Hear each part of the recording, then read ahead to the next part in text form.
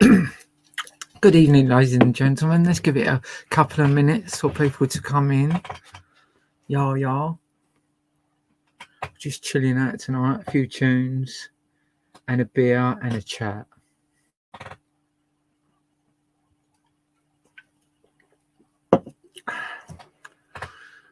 Yes, the time is going.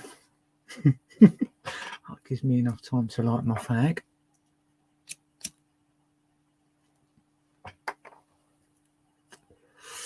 Well, I've had a lovely, relaxing day today. I've been sitting on the boat all day. Every time I went out, it started raining, so I just come back in. So I haven't done anything. And now, all of a sudden, I had to rush about to get on this live. And here I am.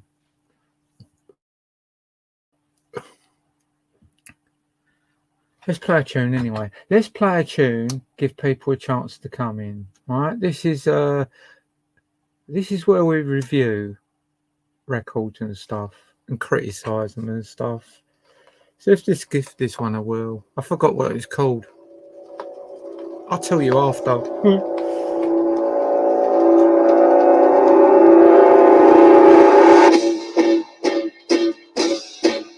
Here we go. Everywhere and nowhere, baby. That's where you're at. Yeah. Going down a bumpy hillside in your heavy hat. Flying across the country and getting fat. Saying everything is groovy when your tires are flat. Hello, silver lining. Anywhere you go now, baby, I see your sun is shining, but I will make us fun. Though it's obvious, lies are in your picture, baby. They'll whip it up, anything you want is your will. Only purple lies are gonna get you someday. On, messenger. Just wait and see. Jump it in your future forever. While you're watching TV,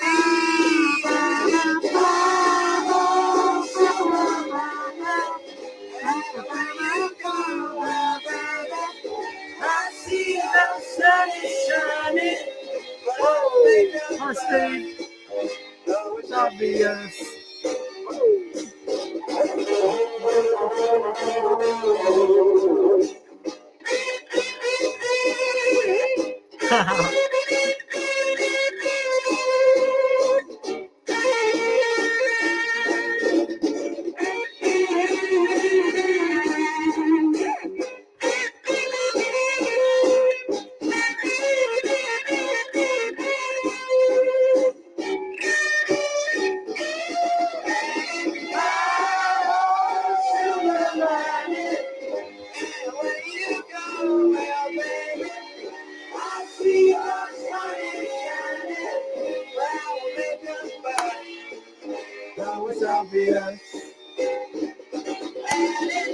Hi, Mighty Boosh.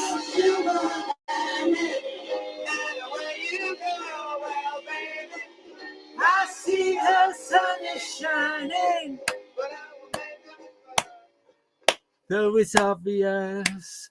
I'm going to have to pop outside. I can see a bit of activity in the garden. I've just remembered what I've done.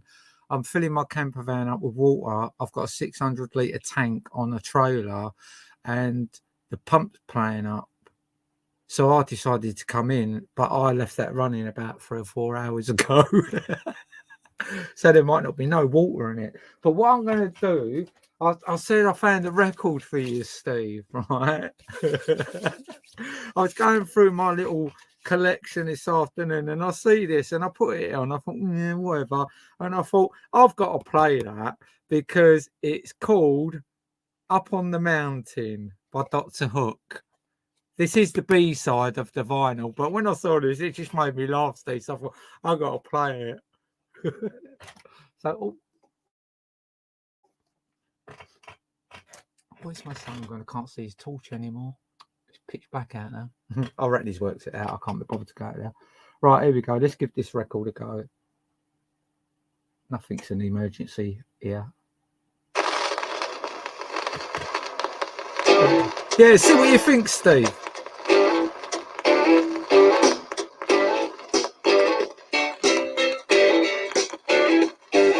South from the valley, look out from the alley, and they lived in harmony. Sally played acoustic and Al, he played electric, and they both took turns on lead. They sang for the friends again and again of the places they had been. But their favorite song of all was called Up on the Mountain.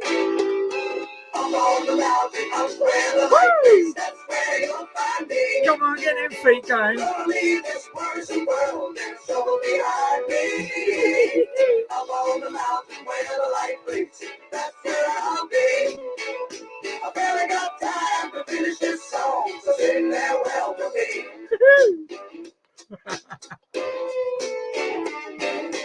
Into the valley come a gal from the gallows with a strange and smiling face.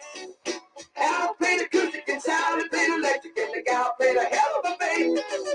And when they sang their harmonies, the lady fit right in. She soon moved in and lived with them up on the mountain. Up on the mountain, up where the light breaks, that's where you'll find me. Gonna leave this worrisome world and trouble behind me. Up on the mountain where the light breaks, that's where I'll be. I barely got time to finish this song, so say farewell for me.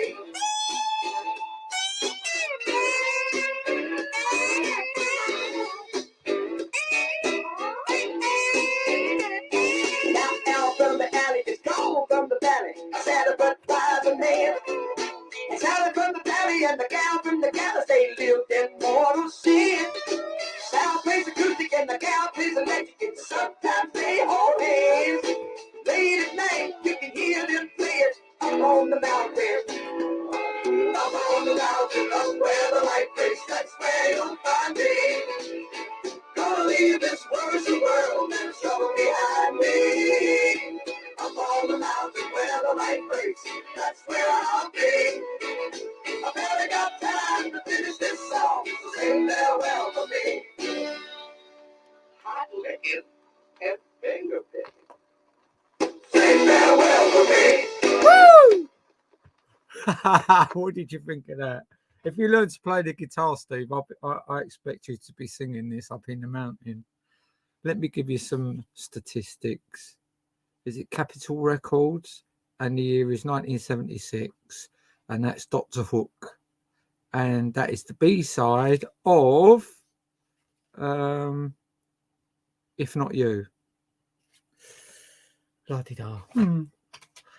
I thought that was quite amusing, Steve. Yeah. It's kind of a bit line dancing, isn't it? But right, this one is, we've got here, this is 1975 CBS Records.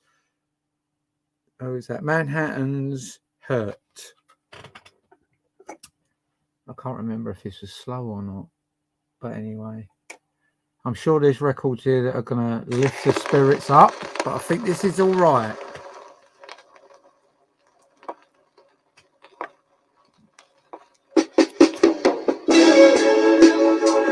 You made a promise, and you broke it. Very sexy. He could never love you like I do. What a naughty boy. Ooh, I feel so bad.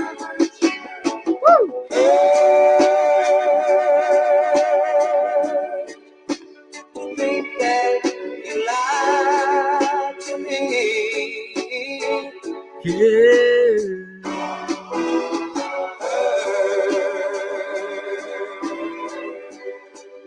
Way down deep inside of me.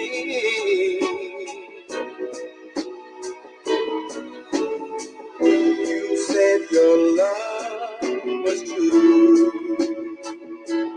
and we never part.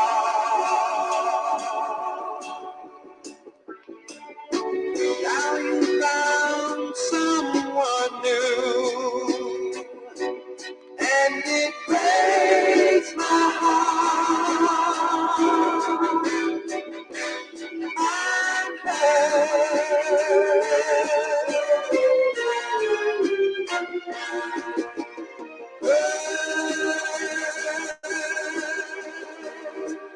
much more than you'll ever know.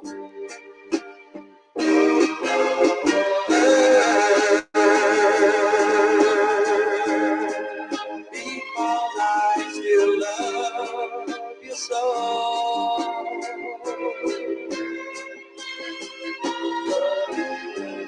You hurt me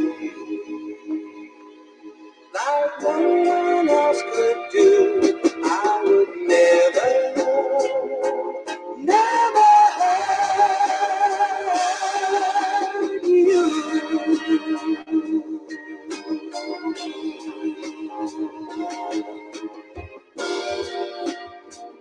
Even though you've taken your love from me, baby, I want you back. I'll never hurt you.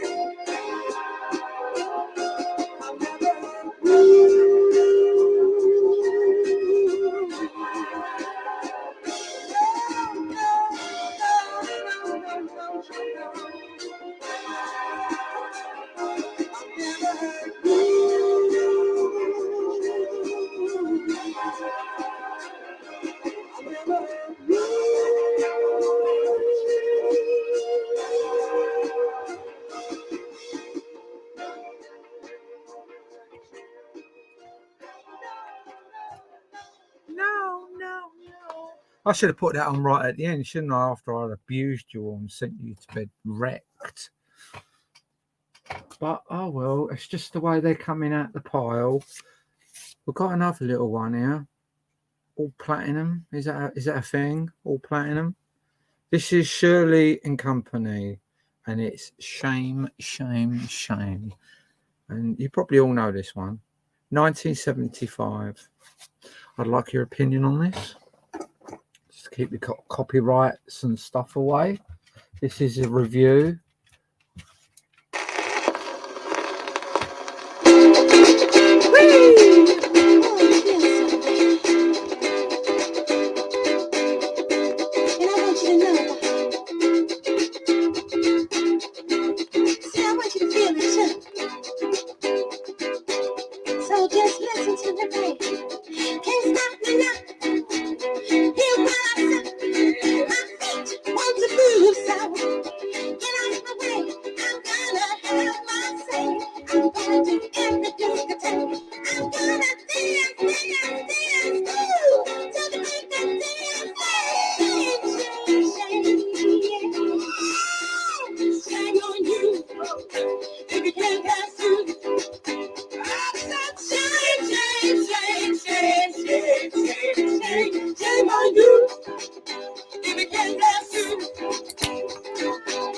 Don't stop the motion if you get the notion.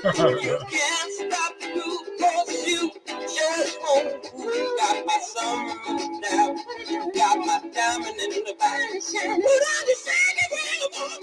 Oh, I got the other thing there. You sneaked in while I was down in the kitchen. Shame on you, if you can't dance to.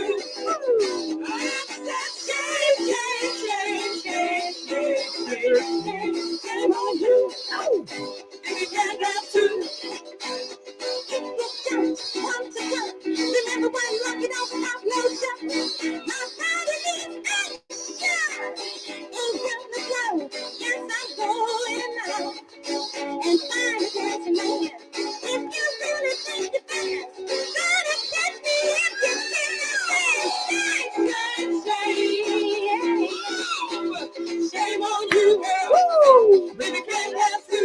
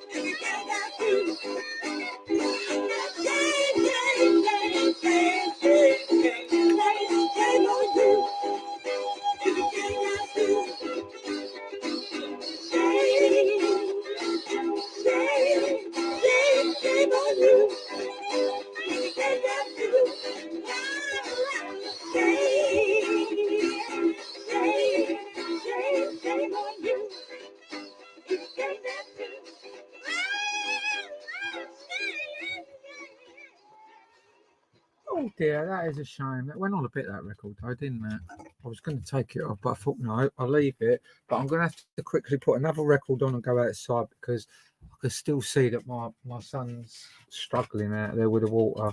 So this one is Dance to the Music, Sly and the Family Stone. The year 1968. I'm going to have to miss the beginning of this because there's a big crack on the front of the record. I don't know how it happens. Well, I probably don't know how it happens. But I'm going to miss the beginning of the record just to miss that crack. And I'll be back in 2 minutes. Just bear with me, please.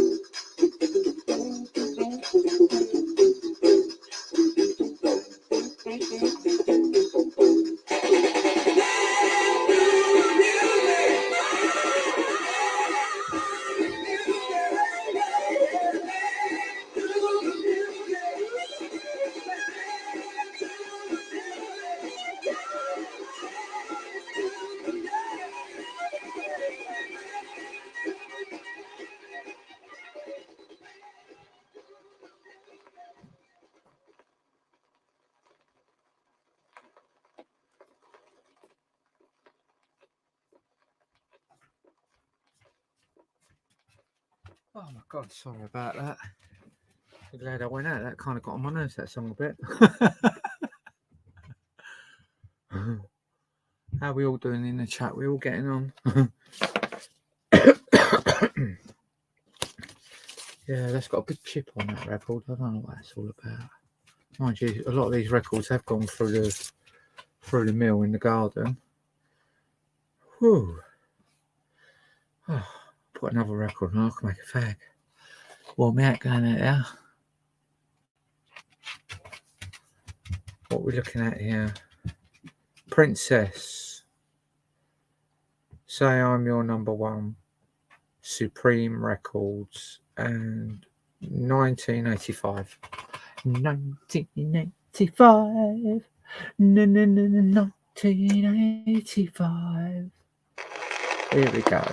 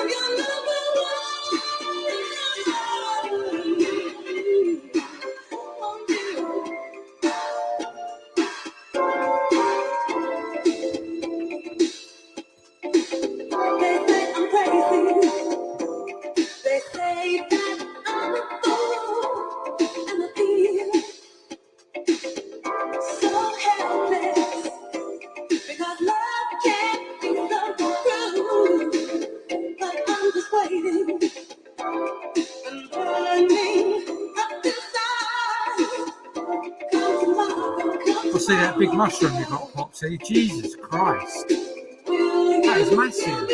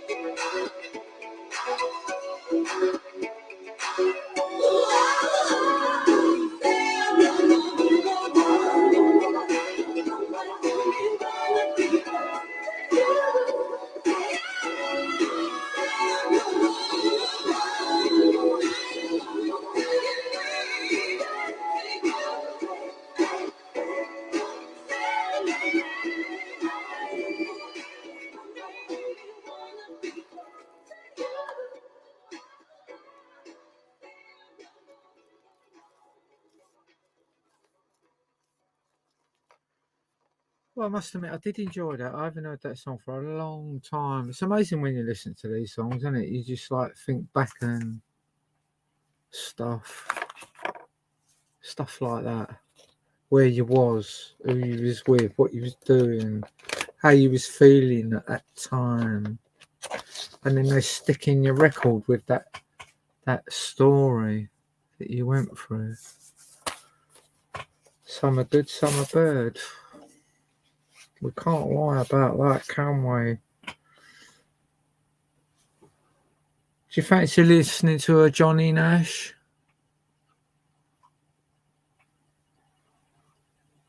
Yeah, I've been keeping my eye on your mushrooms, babe. Don't worry about that.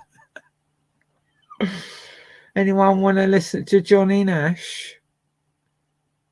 A 1972 record, eh? Probably before a lot of you were born. This is CBS Records, and it's Stir It Up, Stir It Up, Stir It Up, Stir It Up, Stir It Up. It looks like it's spelt like stir, but I think it's steer. But it might be stir, I don't know. We'll find out in a minute. I never know what half the words are of songs anyway. I just make my own words up. Can't understand a lot of them.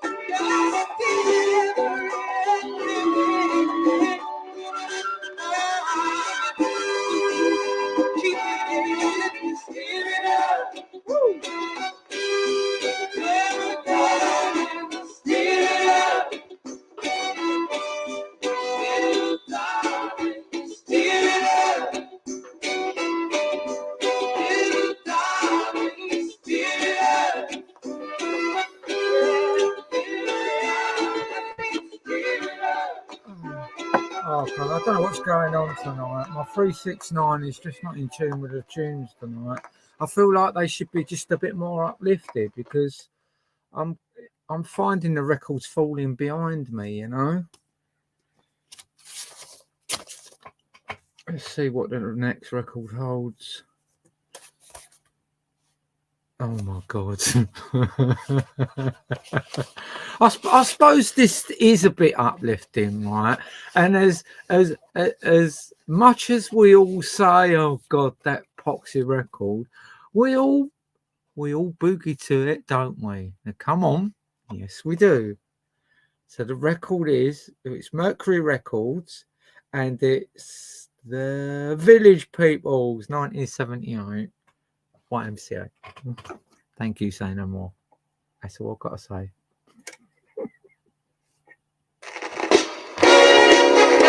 Woo! Come on in, girls and boys. Let's get up. You know you want to. Come on. Woo! There's no need to feel down. I said, young man. Just a walk around. I said, young man. There's no need to be unhappy. There's a place you can go. I said, young man. When you're dare to stay there. And I'm sure you will find many ways to have a Good time. It's fun to stay at the YMCA. It's fun to stay at the YMCA. They have everything for you to enjoy. You can hang out with all the boys. It's fun to stay at the YMCA. It's fun to stay at the YMCA. You can get yourself clean. You can have a good meal. You can do whatever you feel. Young man, are you listening to me? I said, young man, what do you wanna be? I said, young man, you can make real your dreams, but you got to know this one thing. No man does it all by himself. I said, young man, put your pride on the shelf and just go there to the YMCA. I'm sure they help you today. It's fun to stay at the YMCA. It's fun to stay at the YMCA. They have everything for you to enjoy. You can hang out with all the boys. It's fun to stay at the YMCA. It's fun to stay at the YMCA. You can get yourself clean. You can have a good meal. You can do whatever you feel.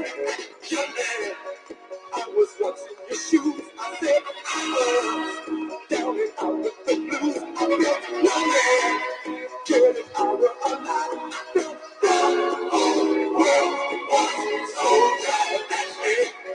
Someone came up to me and said, young man, take a walk up the street and just play there.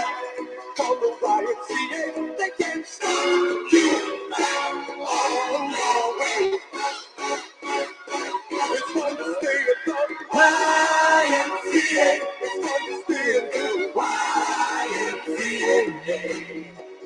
They have everything that you're meant to enjoy. You can hang out with all the boys. YMCA. It's fun to stay at the YMCA. Young man, that's what need to be done. Young man, get yourself off the ground. YMCA. And just go to the YMCA. I don't even say you didn't like that. Come on. I can't wait till they bring the LGBTQ plus song out. Can you imagine singing that? But yeah. It's funny because this next record, right, I wasn't going to play it. And then I thought, you know what, I will play it because I remember this record when I was a kid, right? And then when I was about, I don't know, I think it was in my late 20s, early 30s. I'm not really good with times, but I don't give a fuck anyway. I'm fucking double that now anyway. So, hoo-ha, whatever. And yeah, in my late 20s, early 30s, this bird started playing in the pub near where I lived. It was called The Standard, and it was a crossroads between Forest Road, Billet Road, and Ferry Lane, and Marquez Road. It's right on that junction. And this bird was playing there then, and now I'm playing it now. So I thought, I'm going to have to play it because she keeps popping up. So this is Rack Records, and it's Suzi Quatro, Devilgate Drive. Let's see how much it's aged, because some songs age and some don't. Hey, y'all wanna go down to Devilgate Drive? Up the rockers! Get him out, Ollie's out. Vroom. Here we go. Welcome to the dive. 1, 2, 1, 2, 3.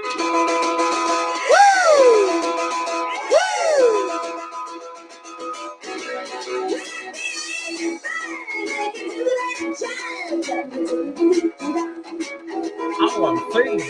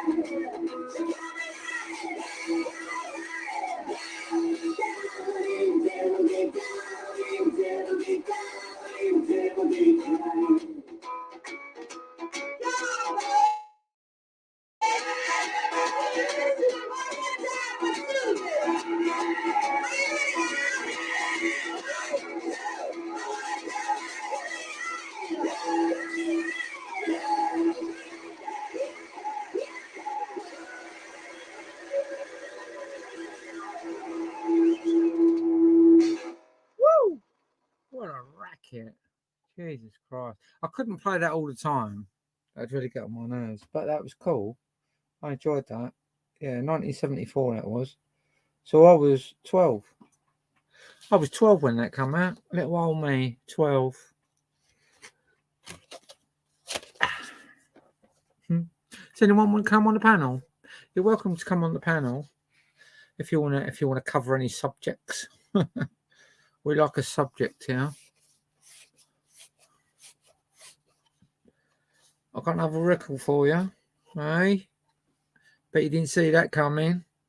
London American Recordings. This is Pat Bone. 1962. Oh, this was the year I was born. Speedy Gonzales. Should we have a bit of Speedy Gonzales? Why not? Crackling and all.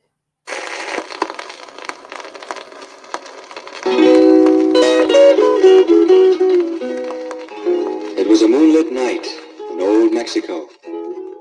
I walked alone between some old adobe haciendas. Oh. Suddenly, I heard the plaintive cry of a young Mexican girl. Uh-oh.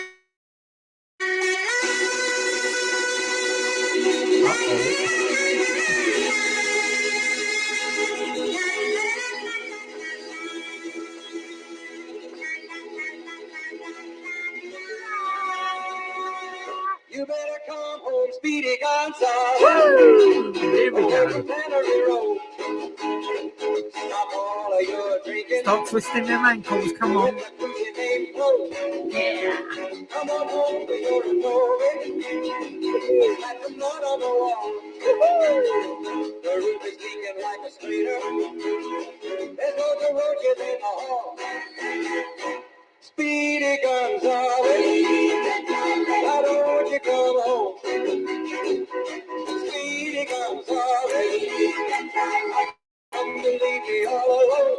Hey, Rosita, I have to go shopping downtown for my mother. She needs some tortillas and chili peppers. Hi, Purple Smith. Welcome to the show. Your dog is gonna have a puppy, and we're running out of coal. The enchiladas in the icebox, and the television broke. I saw some lipstick on your sweatshirt. I smell some perfume in your hair. Well, if you're gonna keep on messing, don't bring your business back ahead. Speedy Gonzales, why don't you come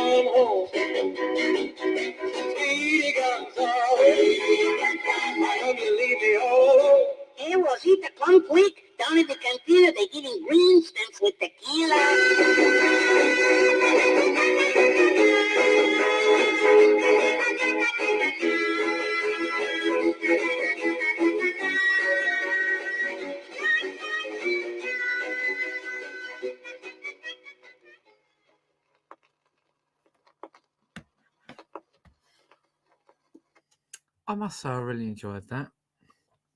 Even the crackling at the end. Sometimes I do feel a bit naughty, and sometimes I just feel like putting a recording out there for no apparent reason.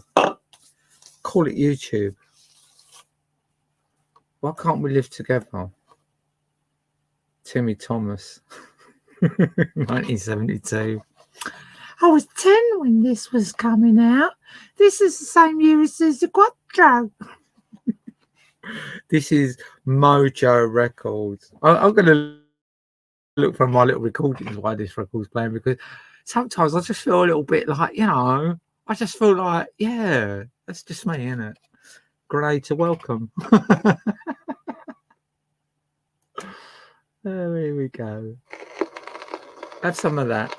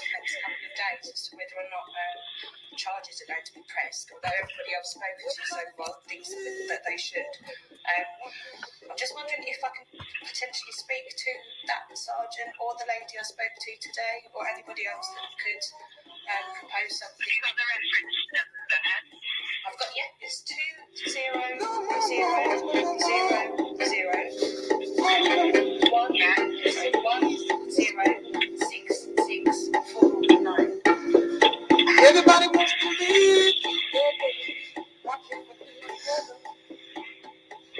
And your name, please? My name is Kaylee Aylar, E-I-N-A-V.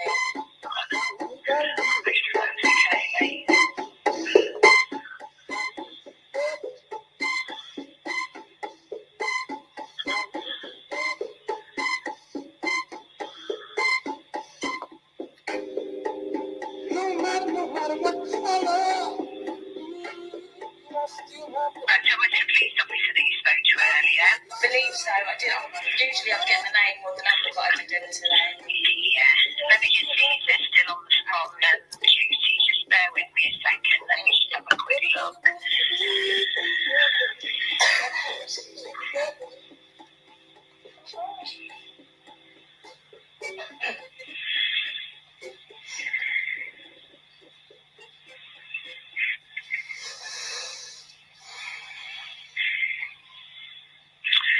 Let me just see if they're still on.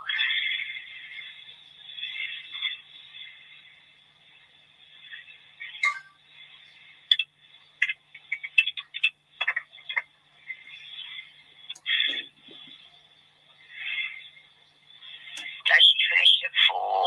Okay, that's fine. Is there somebody else? So it doesn't say who she's passed to,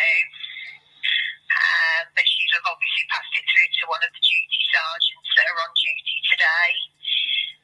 But they've not been allocated. This is Kaylee phoning the police about me. You need to add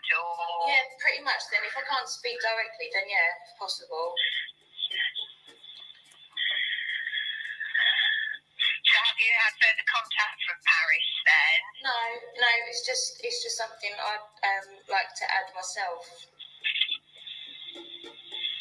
Yeah, fine. If you tell me, I can add it on. Oh, So when sorry, the sergeant, sorry, I didn't know you were passing me to somebody else. yeah, when the sergeant looks at it, he'll be able to see what you've said, Kaylee, and then he'll add it on there. All right, love. Yeah. So go ahead. Is this recorded or do you transcribe it?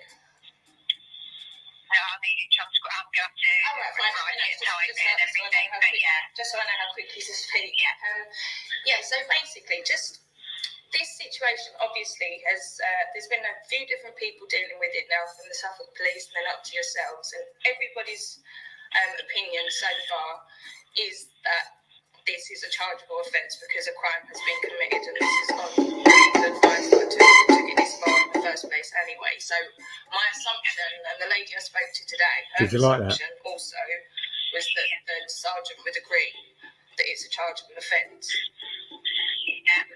Okay, so I'm just regarding the nature of what this is all about, and I've already said to the lady that I spoke to today, I'm no longer feeling an immediate threat from Paris herself. Did you all I'm not hear feeling that? an immediate threat. No immediate Crime threat. has been committed and harm was caused. You know, But I still went to distressed court.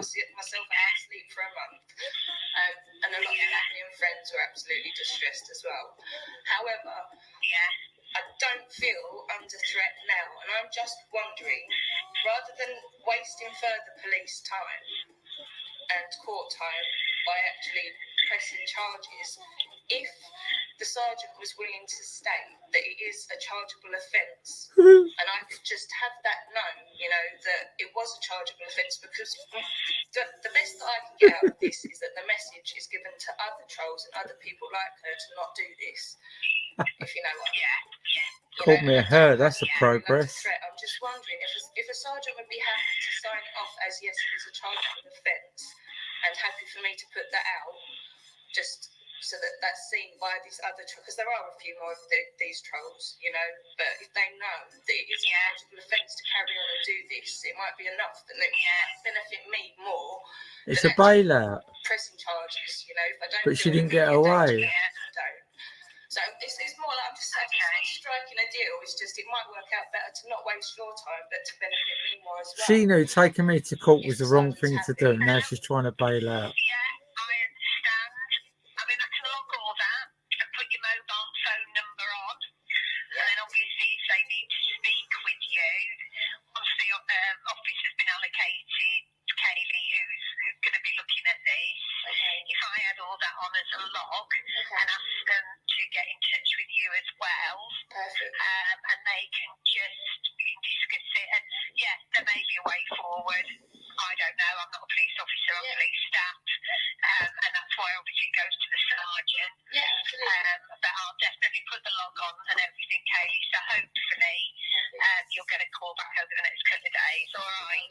Okay, that's brilliant. Okay. Alright, love, no worries at all. You take care. No worries. Bye-bye now, bye. Yeah, thank you everyone for that. Yeah, bye. Bye, Kaylee. Bye, whoever you was. What was that all about, eh?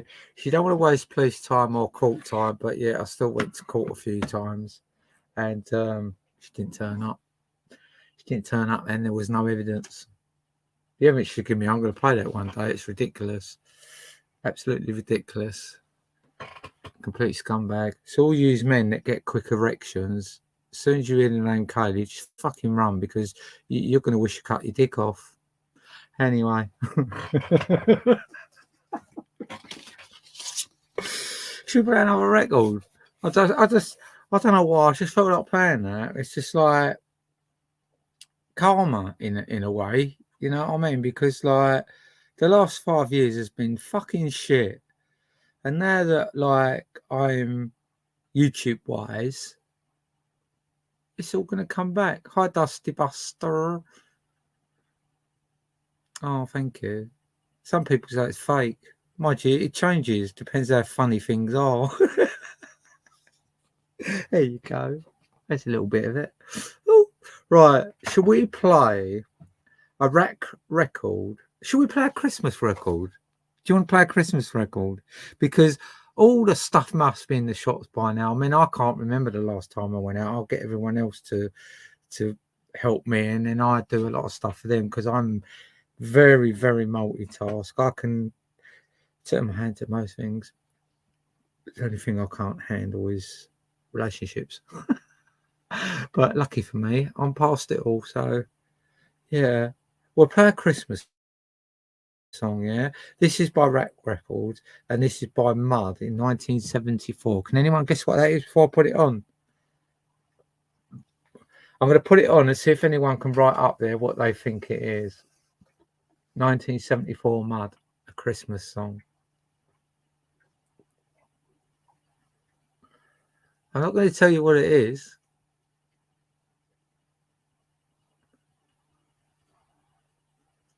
God, I can hear someone shouting and that out there. I think one of my neighbours has just had a friend come over. I think it's from Australia, and I think they're having a drink, and I can hear them in the garden, about 3 gardens up. Right, here we go. Has Tiger Feet a Christmas song? Or is it Tiger Feet? No, it's called Lonely This Christmas. I thought you'd have been bang on this one, you lot.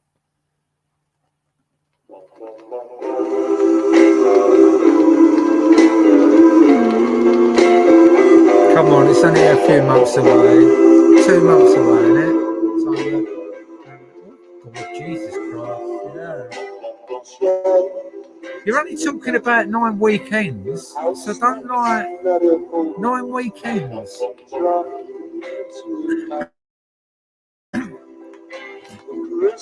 Come on, get into that spirit. There you go. You're flowing with it. Here we go. What can I do without you? I have no place to go. It'll be lonely this Christmas without you. It'll be lonely this Christmas. Lonely and cold. It'll be cold, so cold without you to hold this Christmas.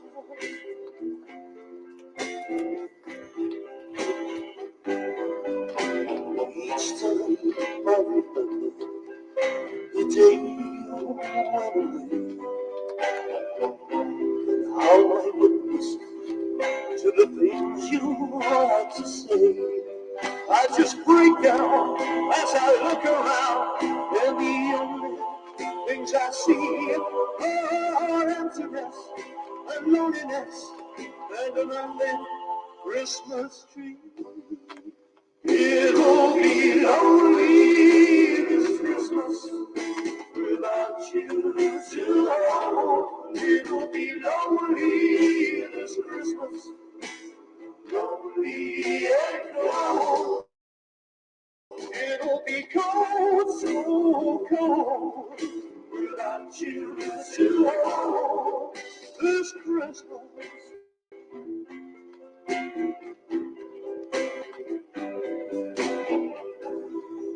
I remember last year when you and I were together. We never thought there'd be an end. And I remember looking at you, and I remember thinking that Christmas must have been made for us. Because, darling, this is the time of year that you're really good. And it means so very, very much. It'll be lonely. So it'll be lonely this Christmas without you to hold. It'll be lonely, so very lonely. Lonely and cold. It'll be lonely this Christmas without you to hold. It'll be lonely this Christmas. Lonely and cold. It'll be cold, so cold without you to hold this Christmas.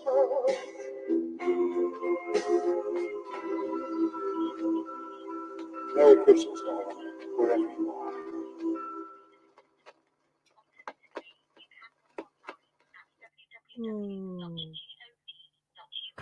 That was all right, wasn't it? It wasn't that bad. It was a bit early, I admit. It was a bit early.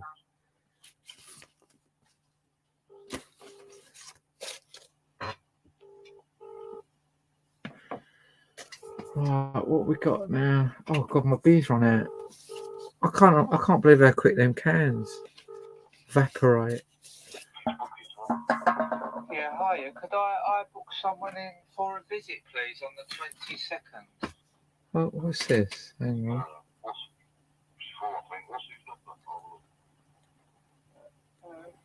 It's sorry. Let's start again. Capital A 1251 EL. The name's John Patterson. Don't know what that's about. I won't play that until I've listened to it. Yes. Well, anyway, what's our next record? How's everyone getting on in the chat? Okay. Does anyone want to come on the panel? Does anyone want to have a chat or anything? Yeah, I'm not a big fan of it, to be honest with you, Dusty, but because I've got a grandchild, it's like I don't want to deprive them of why they're so young, you know. It's a shame we have to deceive them in that way, but yeah. This is 1973. Mooncrest. Hot Shots. Snoopy versus the Red Baron. Are we ready for this shit? I've got a fly keeps flying around my head and I'm going to kill it in a minute because I'm thinking, no, he's going to go out, it'll be all right. He can see that I'm busy. But, no. Here we go. Have some of this. Oh dear. Oh.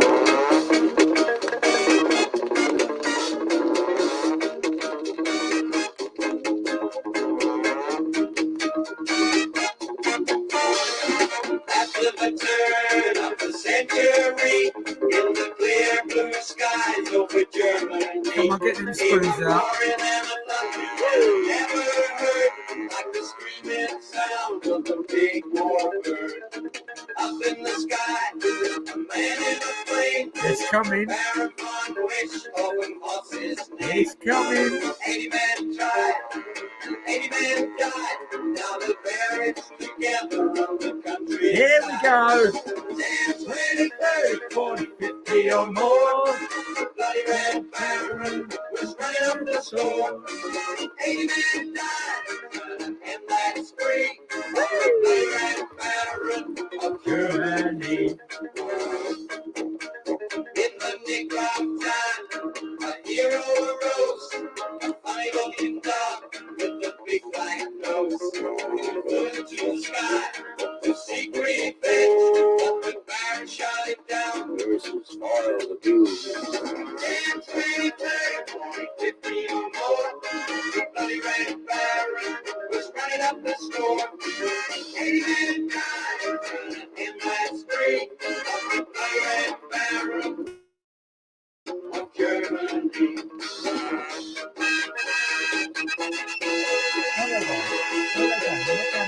Just a key score, he kept that man, so he had to think from the battle plan.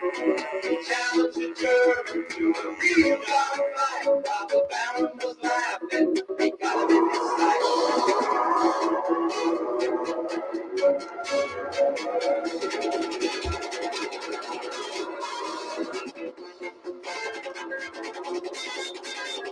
That bloody Red Baron was in a fix. He tried everything, but he ran out of tricks. He fired once, and he fired twice, and that bloody Red Baron was spinning out of sight. 10, 20, 30, 40, 50 or more. The bloody Red Baron was running up the score. 80 men died in that spree. The bloody Red Baron of Germany.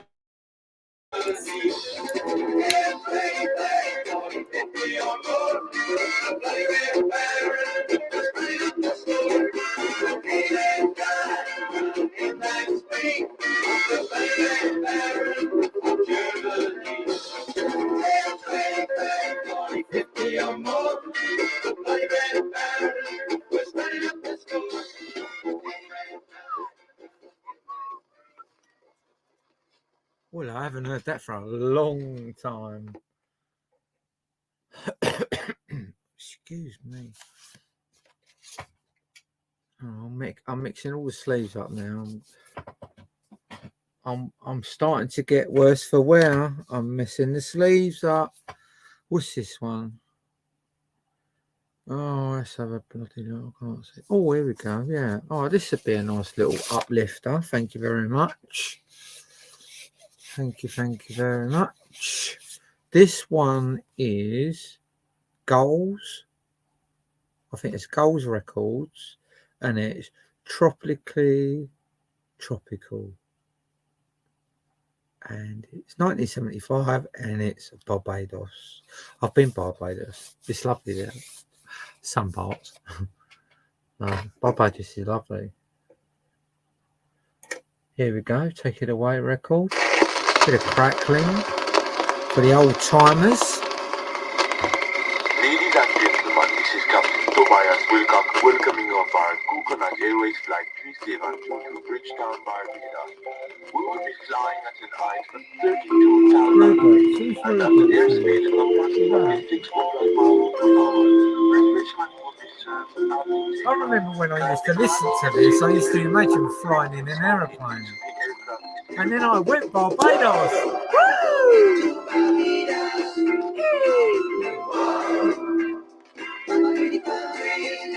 I had about 4 weeks in Barbados. It's beautiful.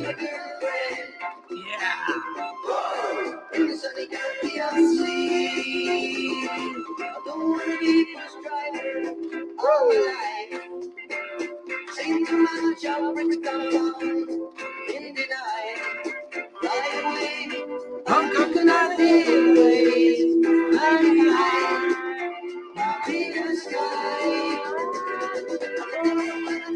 Okay. I've changed it.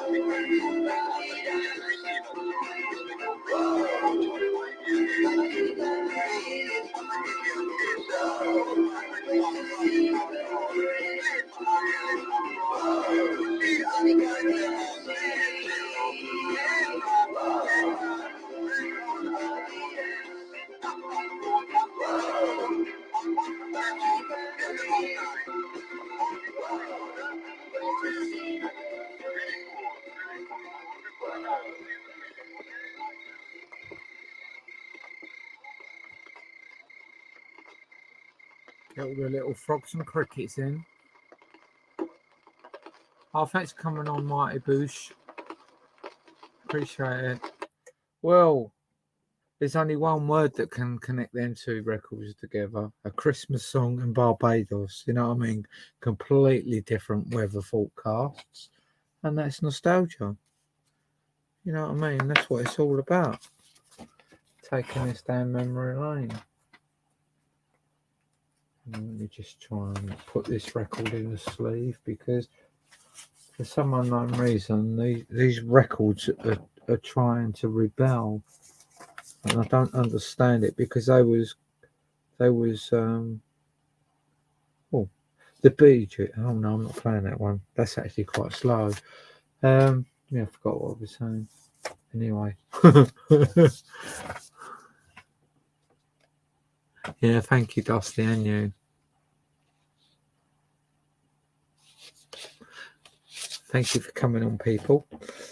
Right, we're going to put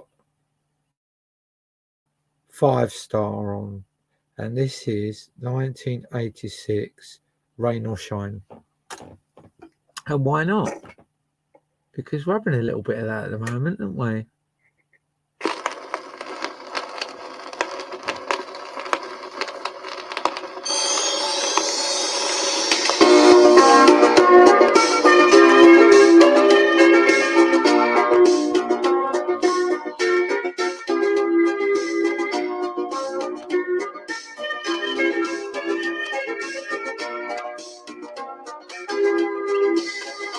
You're my light and shining armor. Kiss the devil and the dragons away. And then you're not to my love. Rainbow,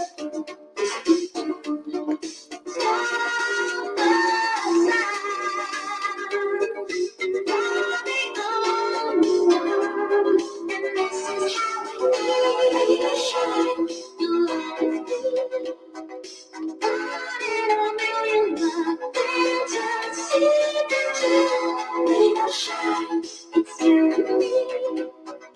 Got me a heart, a tree and sea. It's forever, not a year and a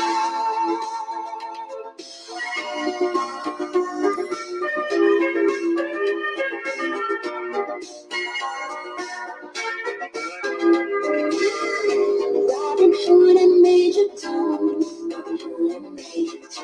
All the superheroes going into war. Kissing when the sad and lonely. While you're looking, silk and steel. That's the way you feel. Somehow I love the world shine through me. Running on building my fantasy. Rain or shine, it's you and me. Got me a heart on a tree and say it's forever, not a year and a day.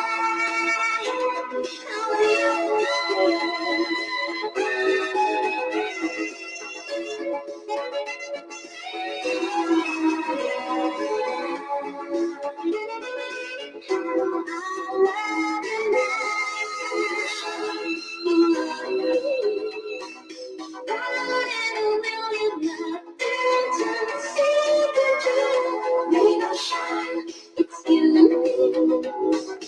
Cut me a heart on a tree and say from me to you.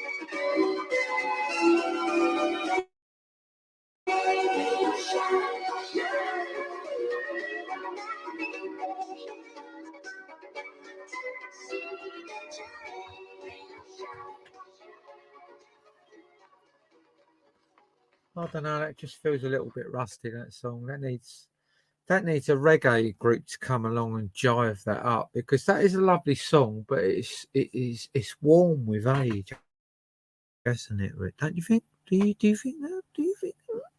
If they brought a nice version, a reggae version out of that, a nice mild version, I'd be well impressed, because that record needs to be revived, but not by them.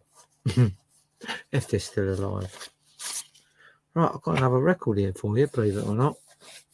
I found a record. Right, this record is Jermaine Stewart. I think I played the Jermaine Stewart earlier, I'm not sure. Don't Ever Leave Me, okay? And the year is 1986. Yeah. Right, we'll give that a go. Because I obviously approved it, or it wouldn't be on that little pile. But I did quickly jot through some of these records, because some of them are fucking boring. And I didn't want to give you that pain, you know?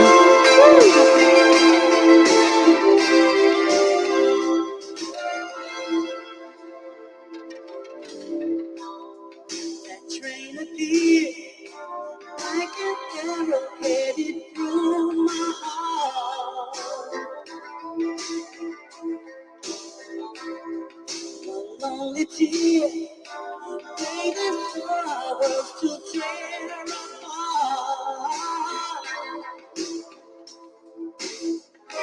I just can't understand it.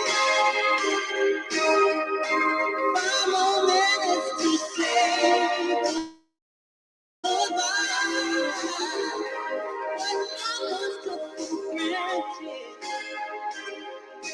Now I'm down on my knees, take the train and I die. Don't ever leave me. It's never too late to know that you go. Don't ever leave me. I'm giving my life for you. For you.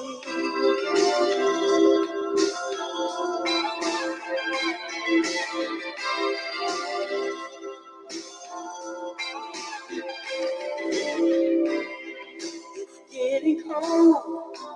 Slip inside my coat the way you used to do. Oh, girl, I like to hold one last memory of you. Standing here in confusion, not quite sure what I'm guilty of. Can't escape the conclusion.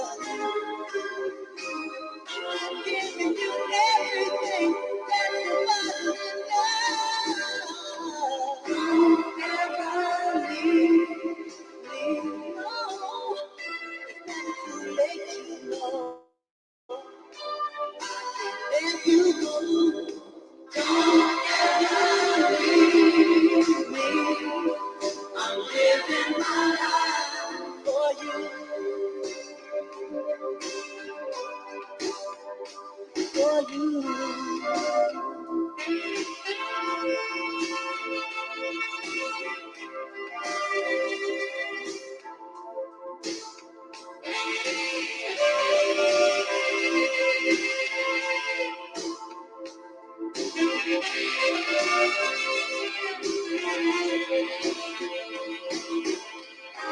I just can't understand it. No. 5 more minutes to say goodbye. I once took for granted. Now I'm down on my knees, take the train and I go. Don't ever leave me. Never let you go. I can let you go. I'll never leave you. I'm giving my life for you. I'll never leave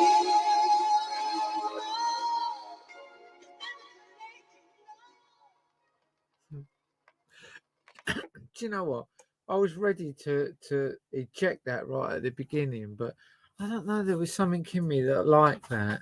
I think I'm like just so tuned into my feminine side these days that I found that record really nice. So fuck yous guys. Right. I don't know what's going on with my dog. She's pacing up and down, but I took her out a while ago. Oh god, hang on a minute. Excuse me. Right, I've got a Buddha Records. I never even heard of that. Buddha Records. I mean, it's got Pi Records here as well. So I don't know what that is, but it's got Buddha Records right across the top. And this is, oh god, what is it? Andrea True Connection. Is that right? Andrea True Connection. What's your name? What's your number? I think a lot of you should remember this actually. This is 1970. Well, I don't want to insult anyone. 1977. So should we give this a little spin? See what happens? I know what's going on with my dog.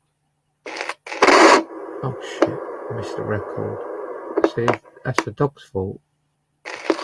Oh, the record's going up and down as well. I think this one must have been in the sun. Woo! Come on. Here we go.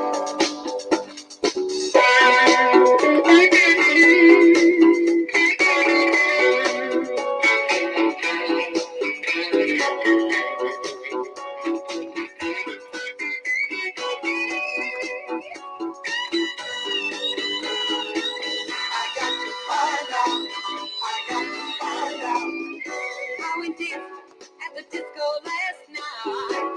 I saw this guy, I think I saw the light. I had to find out who he was. I had to find out. What's your name? What's your number? What's your name? What's your number? What's your name? Sorry guys, I've got to let the dog out. I'm back in a sec. What's your name? What's your number? I couldn't believe he was looking my way. He turned to his friend. This is what I heard him say. Who is that girl? Who is that girl? I got to find out. I got to find out. What's your name? What's your number? What's your name? What's your number? What's your name? What's your number? I got to find out. I got to find out. What's your name? What's your number? What's your name? What's your number? What's your name? What's your number?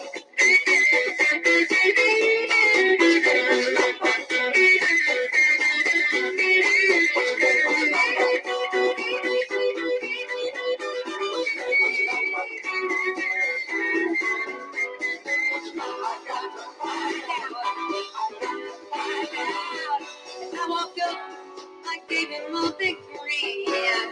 He looked me up and down and then I looked again. And then he stared at me straight in the eye. Said the word and I gave a sigh. What's your number? What's your name? What's your number? What's your name? What's your number? I got to find out. I got to find out. What's your name? What's your number? What's your name? What's your number? What's your name? What's your number? I gave you the number. What's your name? What's your number? What's your name?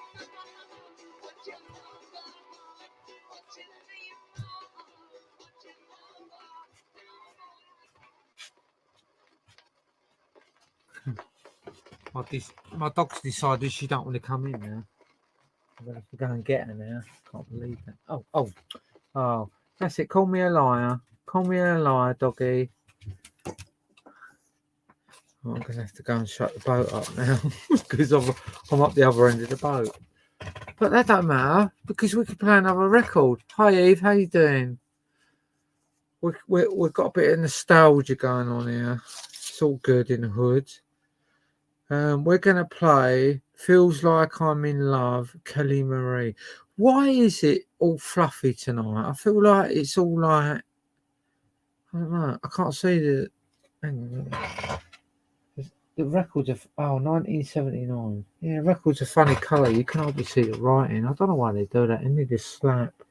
I might go and talk to these record labels and tell them how our feelings about this stuff.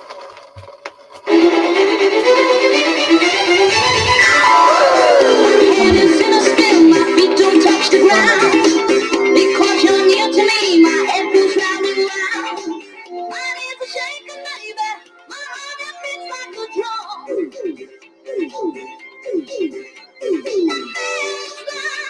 It feels like I'm in love. Ain't been this way before, but I know I'm turned on. This time is something, baby, I can't turn on. My knees are shaking, baby. My heart it beats like a drum. It feels like I'm in love. My knees shake, my heart beats like a drum.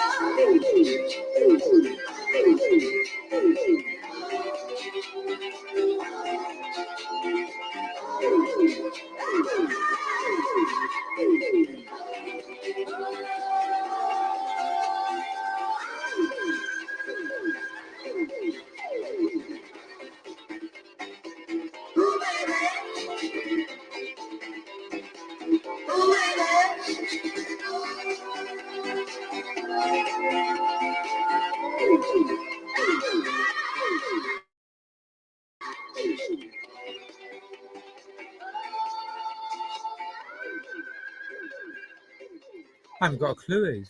I don't really care. I'm not invested that much. All I try and ever do is defend myself because I seem to be an easy target. Because if someone hasn't got an answer to anything I say, they abuse my gender and they find that an easy target. So I don't really know. I got my views on COVID, but you know. We all are who we are, and we all do what we do. Some of us defend ourselves, some of us attack. I only attack when I need to defend. It's the best form of defence, is attack. and it's very easy a person in my situation to know when they're being attacked, whereas some situations with other people it's hard to work out if they are being attacked or not. But with me it's very black and white if I'm being attacked or not. So yeah, I just give as good as I get really at the end of the day, and then they don't like it when I don't stop. But anyway, yeah. He does ask some interesting questions, though, to be fair with you, Eve. And he does keep a live rolling, and whether the questions are awkward or not. If you're true and genuine, he's got no issues then, has he?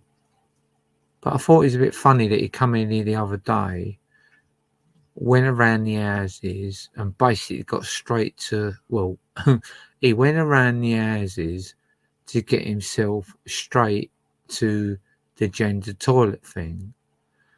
And then when I ask about, does he know about the law, it turns out he knew nothing about the law.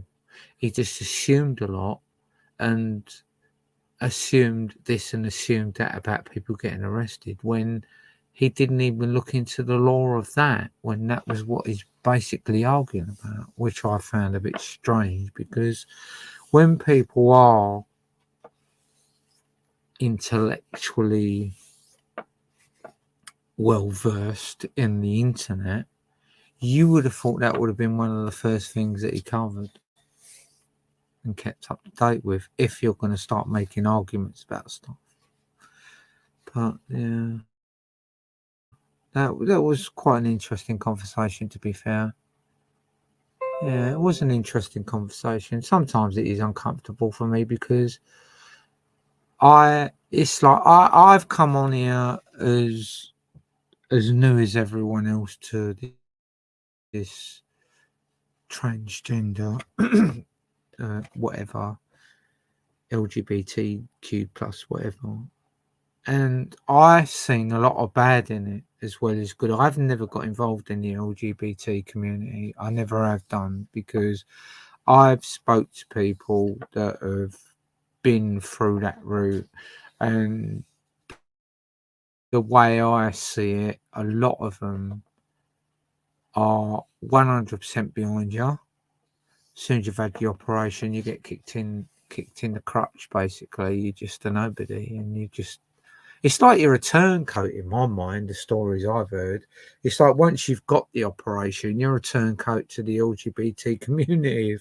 That's how it feels to me. It's like, yeah, we don't want to help you no more. Get lost.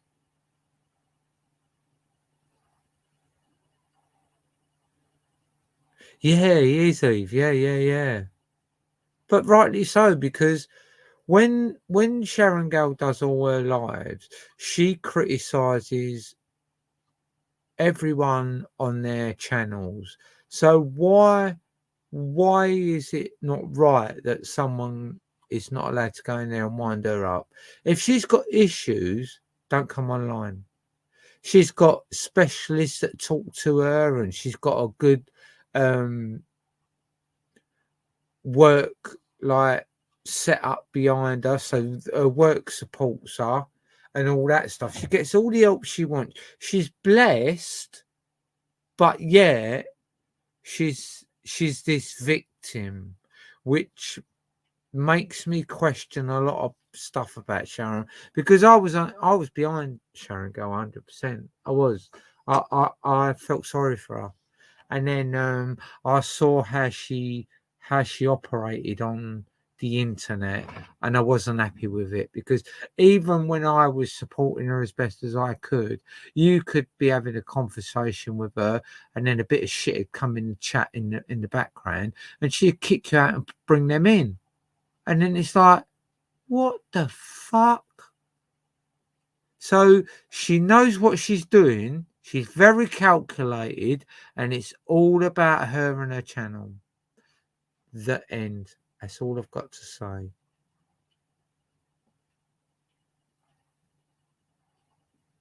I ain't got a clue if Paula Mans is convid. But I don't really care, Eve.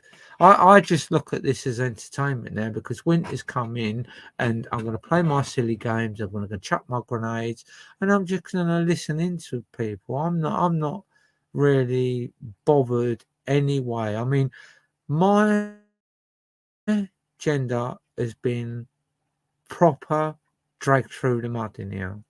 And I bless YouTube for that because when I first come on here, I was about 6 months into my transition and I learned a lot and it was a hard, horrible, shitty lesson. And do you know what? It's fucking strange, right? Because if I put it into percentage, right, this is my perspective of how it's gone.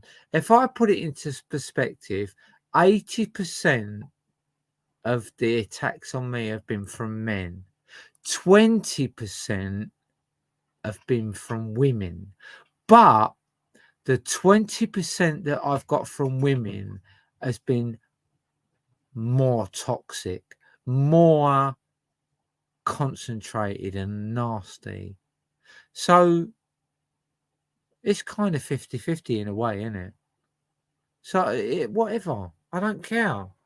All you've taught me is to understand what really goes on in people's minds out there. Even though I just live my life, I try and do what I do. I try and show people the boat life that I live. But yeah, it always comes down to my gender.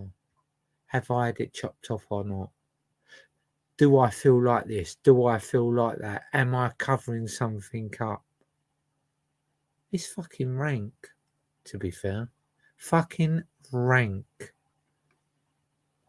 It's unfortunate that not that many people, even though I've actually been on YouTube and Facebook for the last 6 years in my transition, it's fucking laughable that not really many people know me. All they know is for the things that I've been involved with on here, the Kaylee situation, the Divine Flag money situation. Stupid shit. They don't know me. That's what's so fucking sad about YouTube.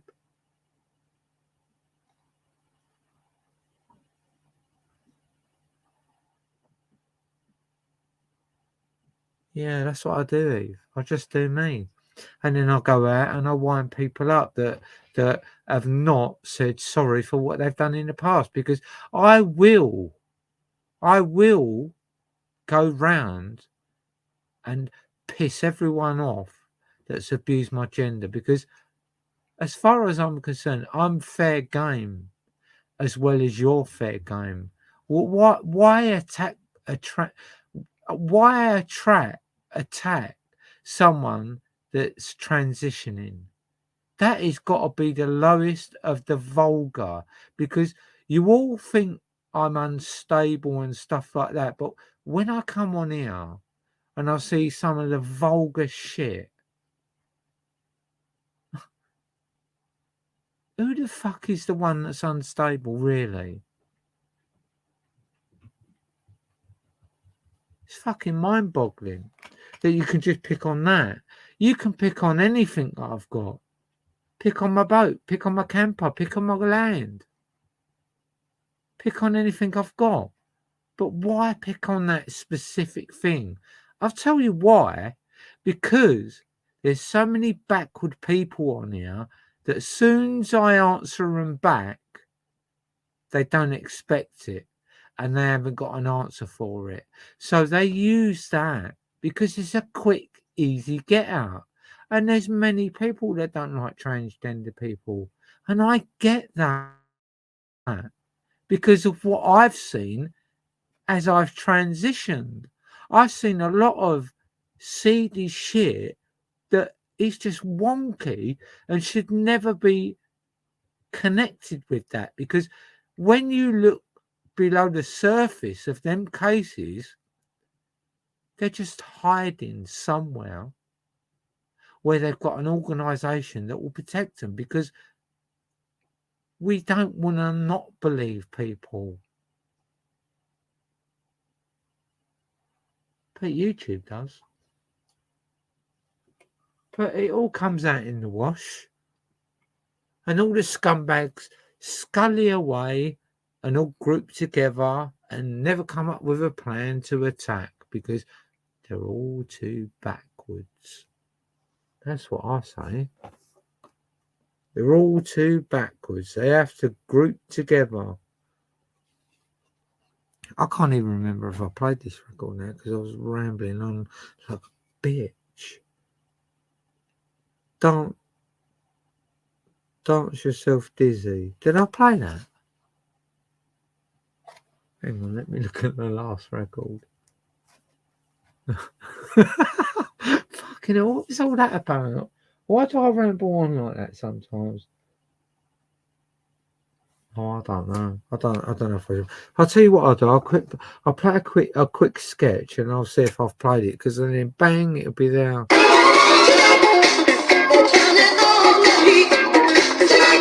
I don't even know.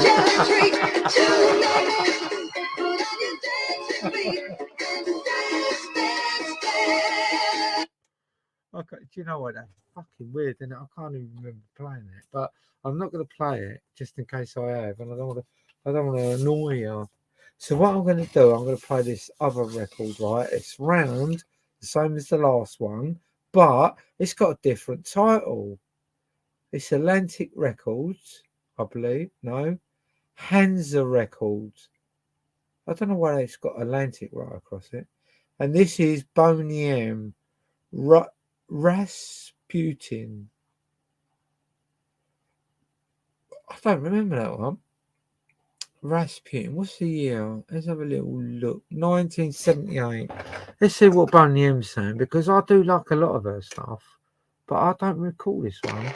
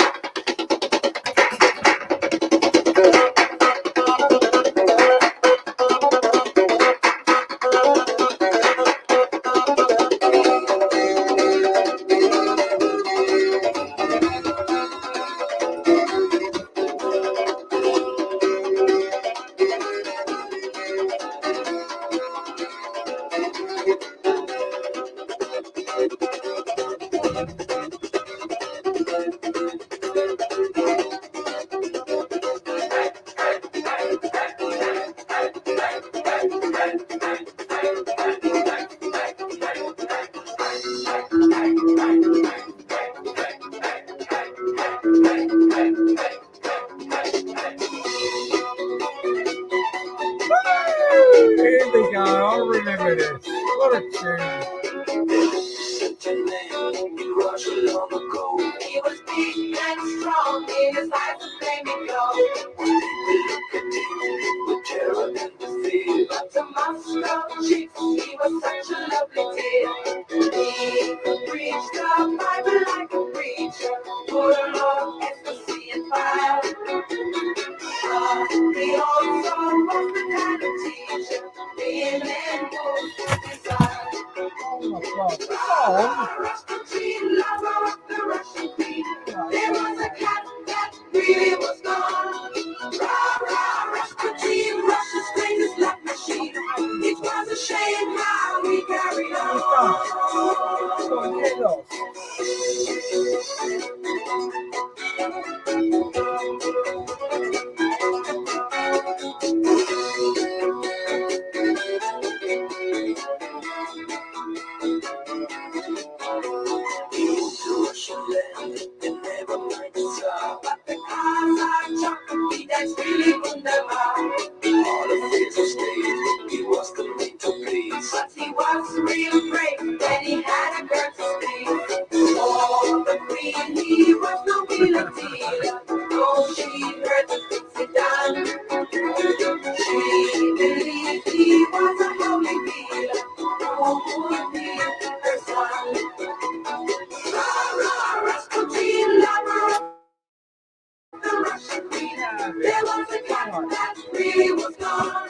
Rah, Rasputin, Russia's greatest love machine. It was a shame how he carried on. But his drinking, lusting, and his hunger for power became known to more and more people. The demands to do something about this outrageous man became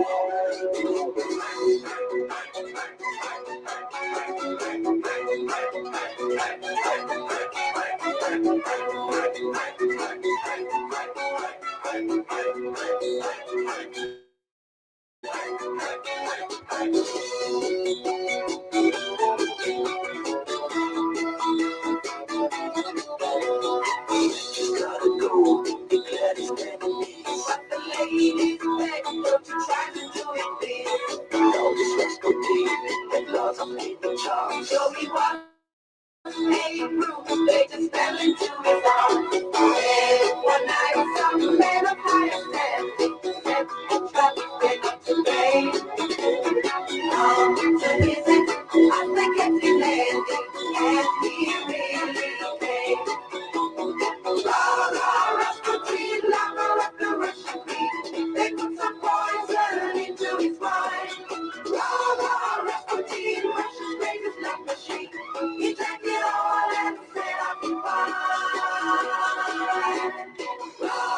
Rasputin, lover of the Russian queen. They didn't quit, they wanted his hair. Rasputin, Russia's greatest love machine. And so they shot him till he was dead.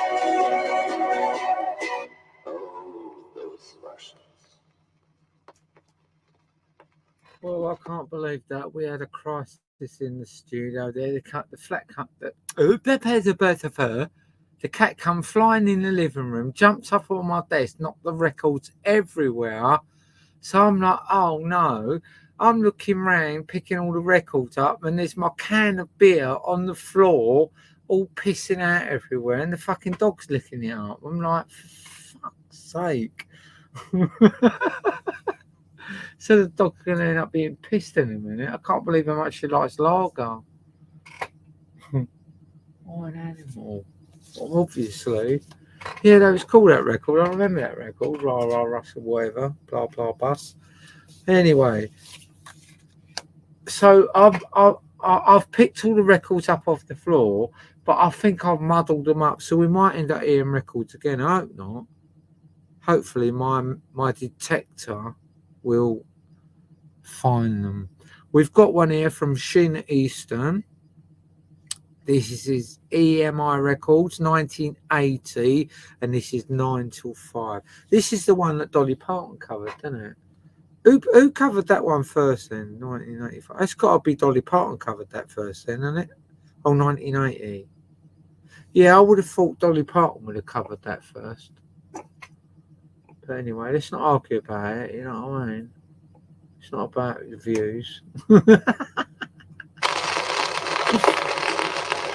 I'm going to have to get another beer now. I'm gutted. All right, I'll be back in a moment.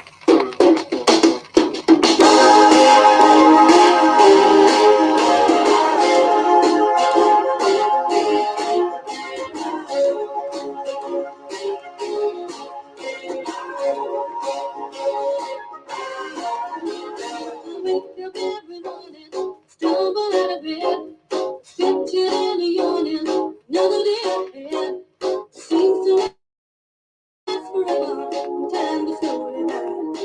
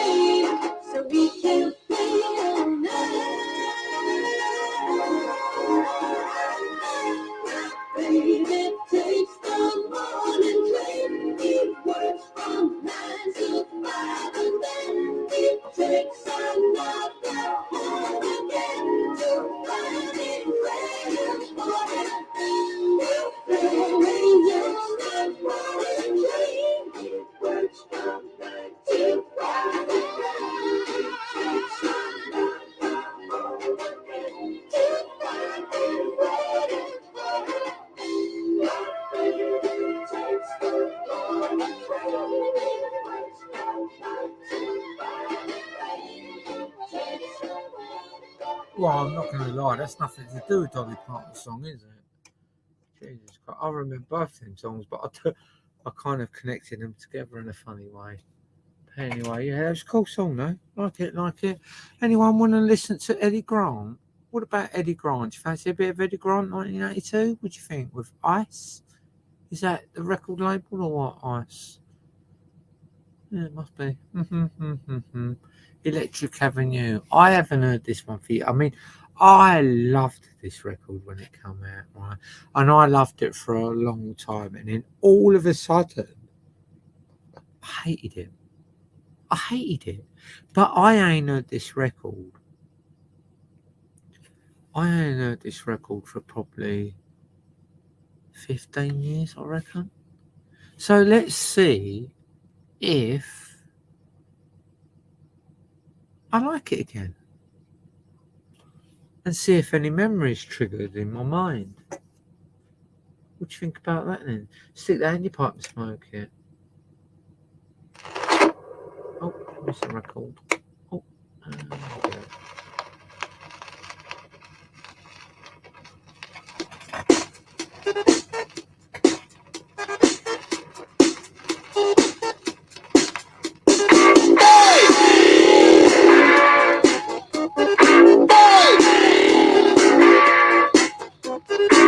Now in the street there is violence, and then a lot of work to be done. No place to hang out or washing, and then I can't blame all on the sun. Oh no, we're gonna rock down to Electric Avenue, and then we'll take it higher. Oh, we're gonna rock down to Electric Avenue, and then we'll take it higher. Working so hard like a soldier, can't afford a thing on TV.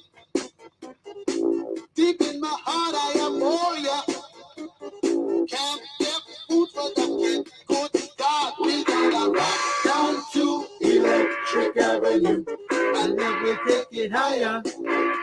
Oh, we gotta rock down to Electric Avenue, and then we'll take it higher. Oh no! Oh no!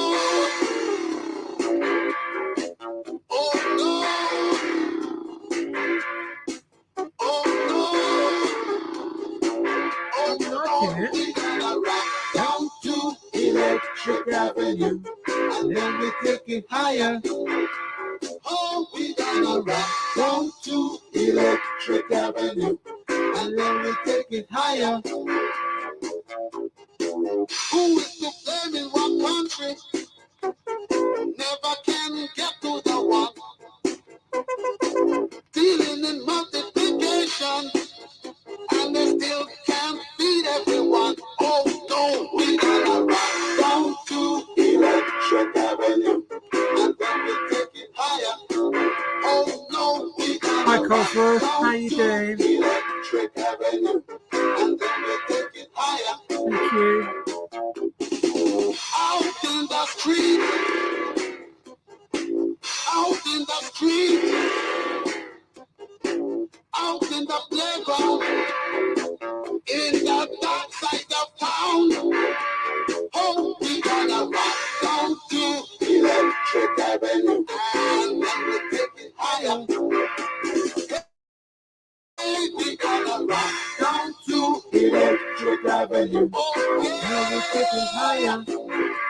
Rocking in the daytime, Electric Avenue, and we take it higher. Electric Avenue, Electric Avenue. Yeah, I ain't heard that song for years. It's nice to hear it again. I wouldn't want to get fed up with that again, so I'm gonna tread careful with that record because, like I say, it's like I can't really recall too many memories with that record because I liked it for too long, I think, and it's made the memories kind of mushy because it's gone over time. Did my laptop just dim then? It looks like it's trying. I thought I'd put my engine on to charge my laptop up, so that you sort of have to put up with me for a bit longer tonight. Sorry about that. But yeah. Anyway, I forgot what I was saying, but yeah, that record's all right. It's back in my good books, that record. What I might do, I might try and dig out all my reggae records. I ain't got loads of them, but I'm a big... I wouldn't say reggae fan, because in my mind, fans know the titles, date, blah, blah, blah, whatever. But me, I'm an avid reggae listener, and I love it because I can't suck up all that information, because in my mind, if I like the record, it's fucking great. But I don't feel at my age it's necessary to waste storage space in my brain. There's too many nice things going on out there. There's too much that we've all lost, that people just laugh at when we talk about it. And if we want to talk about that one day, we will, because that's quite a poignant subject, very poignant in today's life and times before. I don't mind starting a subject on that, because I believe that it's wrong living on the planet that we live and knowing how to live off the land. I don't believe it's a good thing for us to forget and move on from that. I believe once we do that, we're going to change the world as it is, because you will find that every time you see something grow that's really good for you, you wouldn't understand it, so you'll just tread on it or kick it by or let it rot away, and you'll depend on a system that's there to trap you and give you no other choice but theirs. So stick that in your pipe and smoke it. When you look at what Steve's doing out in the mountains, fucking bless him for doing that. I can see it being hard, but it'd be the last man standing if it all goes wonky. That's the difference. Then the elite become a completely different kettle of fish, don't they? It's about survival then, and not luxury and slavery and all the other abuses that come with life. Anyway, on that glorious note, we are going to play a record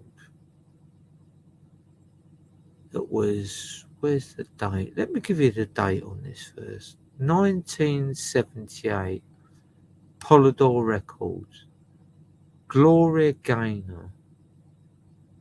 And it's quite appropriate, really, because this is what survival's all about, and that is making the effort.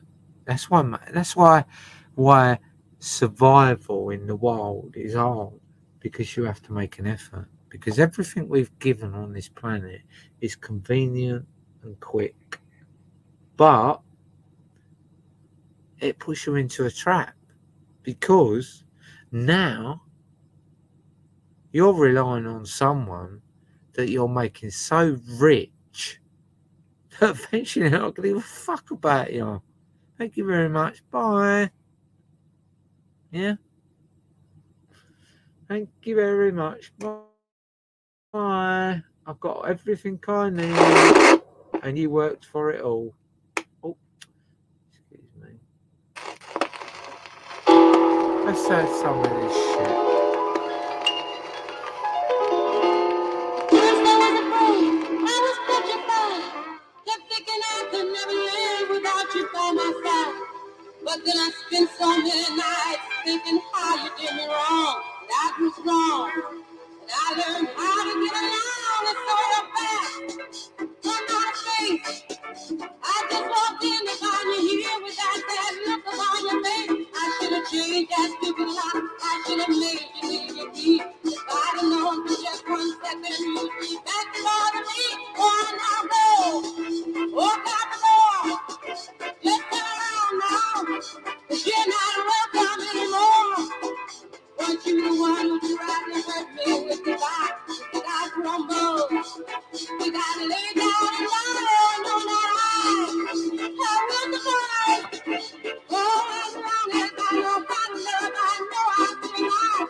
I've got all my life to live. I've got all my love to give. I'll survive. I will survive. Hey, hey.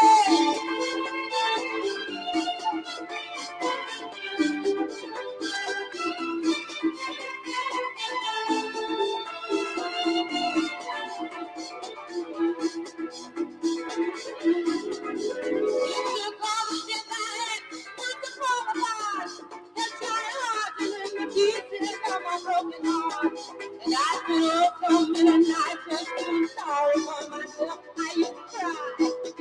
But now I hold my head up high and you see me. Somebody new. I'm not that chained up little person still in love with you. And so you stop like popping in and just expect me to be free. Now I'm saving all my loving for some more just loving me. Oh, now go. Walk out the door. Just turn around now. You're not welcome anymore. Weren't you the one who tried to break me with your fire? You got to rumble. You got to lay down and die. I will survive. Oh, as long as I know how to love, I know I'll be alive. I've got all my life to live. I've got all my love to give. I'll survive. I will survive. Oh,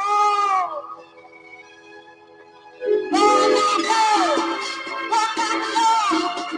Just turn around now. Yeah, put that down, Cosworth. Especially if it's the STI model.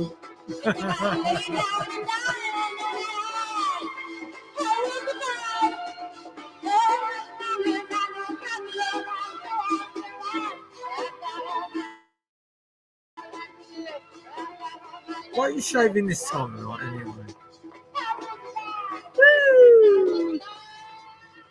Don't you want the spiders to see your growth growing while you're asleep?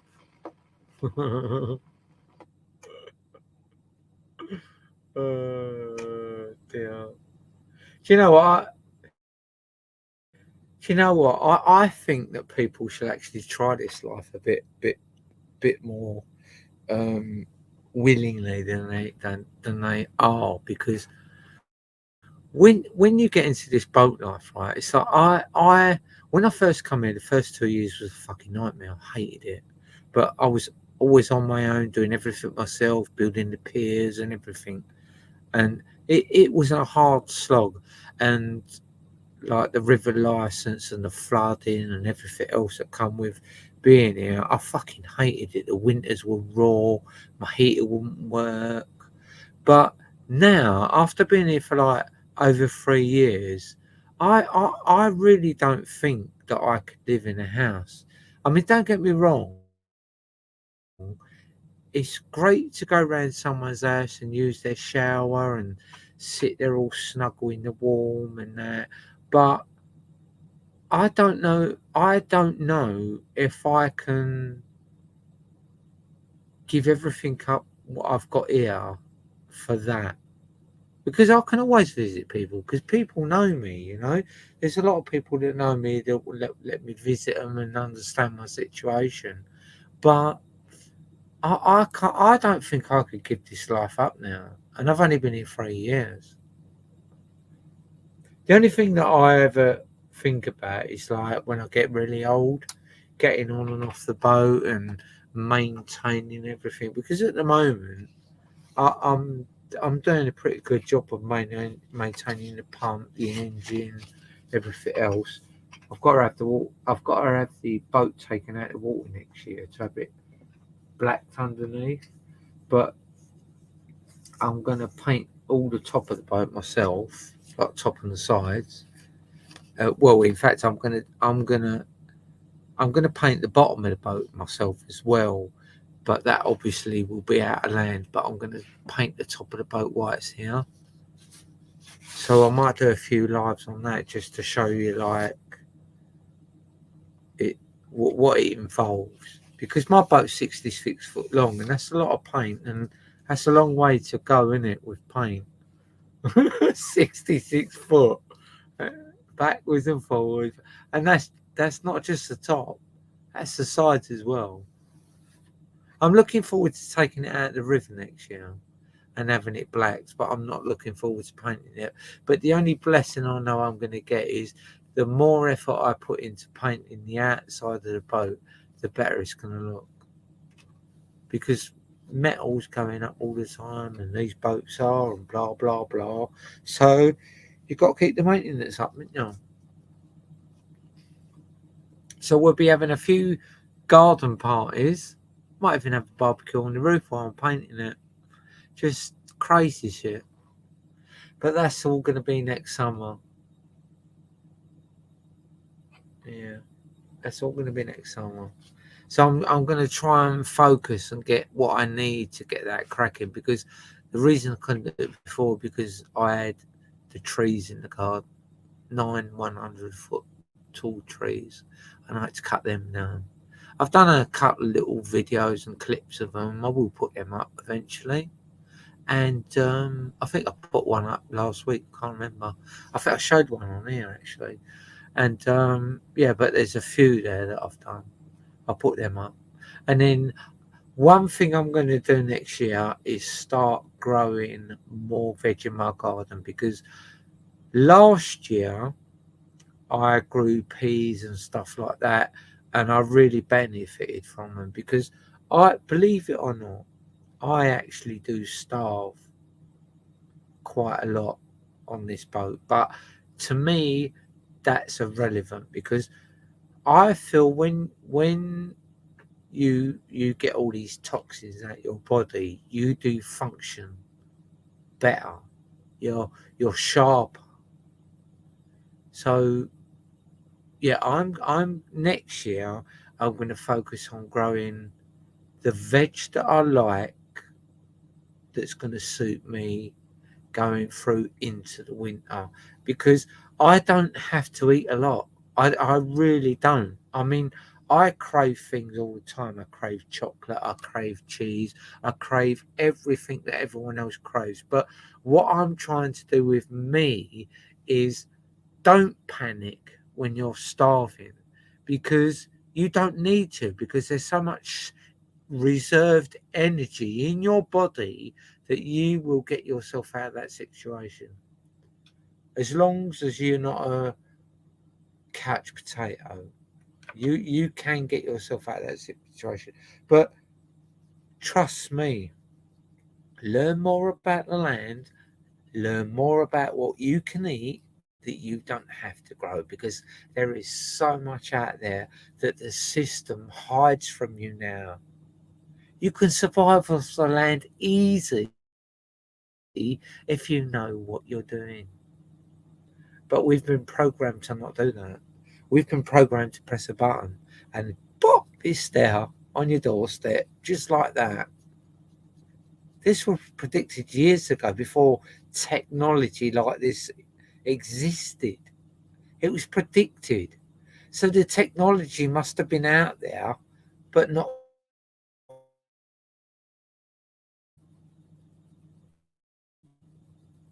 We all fight each other, but that's the way down, isn't it? I mean, I see so many. It's like, listen, right, this is what we're like, right? I say this time and time again. We've got this little moorhen, lives beside our boat. Crafty little fucker, right? Absolutely adorable. He walks on my boat. No word of a lie. This moorhen walks on my boat to get get bread off of me. And he does the same with my neighbour, right? But these moorhens, they're very territorial. And we've got one down the side of my mate's boat, and we've got, there must be 6 families within view of my mate and my boat. 6 families, right? They produce quite slow. They produce in clutches, so they'll have a couple, and then a few months later they'll have another couple. So it's all about survival with them, because you've got the kites and everything else, and they are the cutest little fluffiest things you've ever seen. So let's try not to get off the point, right? This is what we're like on the internet, and this is how they make us do what we do. These moorhens, they're all sitting in their little hives, feeding their chicks, surviving, building their nests. They all seem to get their nests and stay there. They don't move on, or maybe they do, but it just seems like the same type of families are there all the time. So I chuck a little bit of bread in for this little mooring. He comes out, he takes it all nice and quietly, starts eating it. Then I chuck a few bits out in the river. We get all the families come out, right? They're all coming out from different angles. And we've got the little moorhen next to my friends. We always look after her because we saw her not born, but we saw her where she first came out of her nest. And she stayed here. But her mum lives across the river. So we're chucking the bread out, we're giving it them over. Now all of a sudden they're all come over, right? Now we've been given food, but we're so set in our ways, we're all attacking each other because we want that bit there and they want that bit over there. And this is the system. The system's the person on the boat chucking the bread out because they know how these birds work. And they're feeding them, making them feel good. But what they're also doing is making them argue and attack each other so that they're not taking in the fact that the person on the boat is creating the whole scenario. And that's the elite. Are we the moorhens or are we the bread? Does it matter? Eh?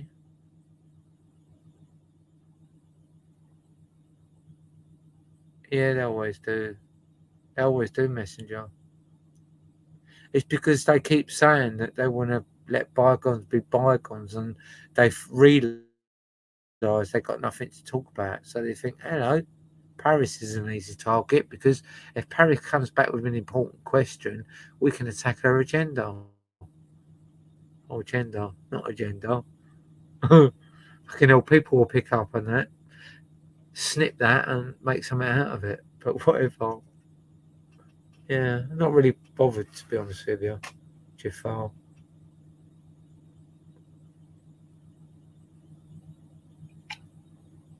Do you watch soaps on telly, the Messenger? Jafar Blackman. No, I'm just going to call you the Messenger. Do you watch soaps on telly? Like EastEnders, Coronation Street and all that sort of stuff. Do you watch all that?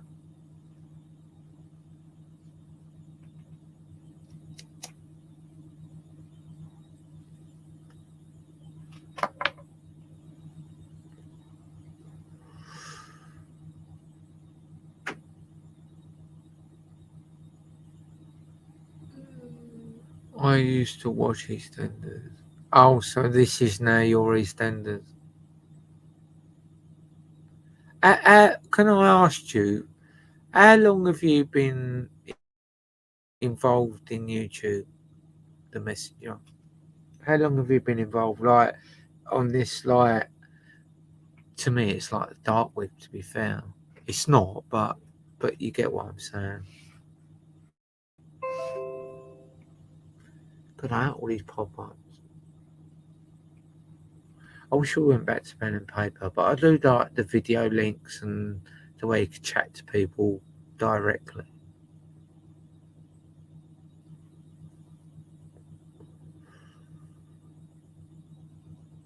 Nearly 10 years.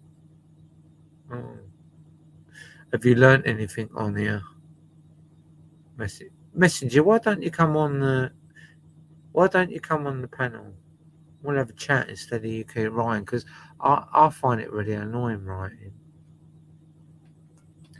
It's one of the things that really makes me angry when I have to text. I don't know why that is. I struggle with spelling and stuff like that, but it seems like there's something else, because, well, actually it probably isn't something else, because I mean I know a lot of people suffer from this, and it's a bugbear of mine, because I can never say exactly what I want to say in a text, because I can't spell half the fucking words. And because I'm so far out with the spelling, spell check gets confused and fucks off. It has enough of it. Oh, okay, Messenger. No problem. I was just trying to look for someone to talk to. Because, do you know what? Even though I've been on here for 2 hours, 16 minutes, it's very hard for someone to just do a solo live. But my blessing is I've got records. But I could say a lot on here. I could stir a lot of shit up. But I'm not interested in that. All I'll ever do is defend myself. And if you ever see me attack someone, it's because I'm defending myself. And that's it. I don't go out deliberately looking for trouble. I don't go out looking for enemies. I pick the people that have abused me on here, and I won't leave them alone until they do a live on their channel apologising me and for saying how wrong they've got it. And that's it. But it's not a big mission. It's just something that plods along. I'm uninterested. I don't care. I've been all through that anger stuff.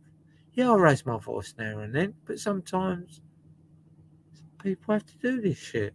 Hi, Elsid. People just have to do that shit, because when you don't answer people back, they take that as a weakness and they get all big and clever.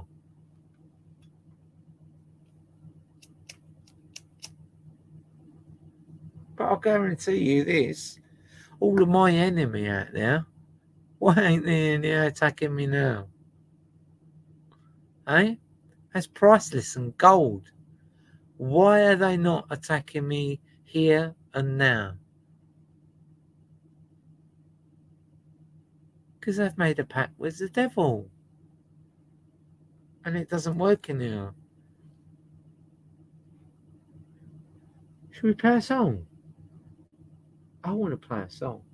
I feel like I ain't played a song for ages. I've got my engine running. I'm going to have to turn it off in a minute. The only reason I run it is because I wanted this to go on a bit longer. Because I had my laptop fully charged and it was nearly dying. So I thought I'd start the engine up, get the laptop charged a bit. But it's been about half hour and the fucking thing weren't connected properly. So I've left it on for a bit and I've probably got about 20 minutes, half hour. But anyway, Free the Pain. Does anyone know Free the Pain? Has anybody seen Free the Pain? I haven't got a year for this one. It hasn't got it on the record at all. But it is 2 minutes 50 seconds long. And it's Band of Gold. I can't recall this one, but I know as soon as it goes on, I'm going to know it. Because that's how I roll. Should we get this show on the road?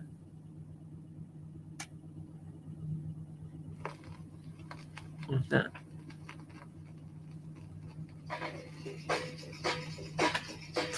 Who's that? Simon? I hate it, you know. Now that you're Poor old Simon, eh? At the end of the day, Simon's gay. And let's face it, then he's backwards.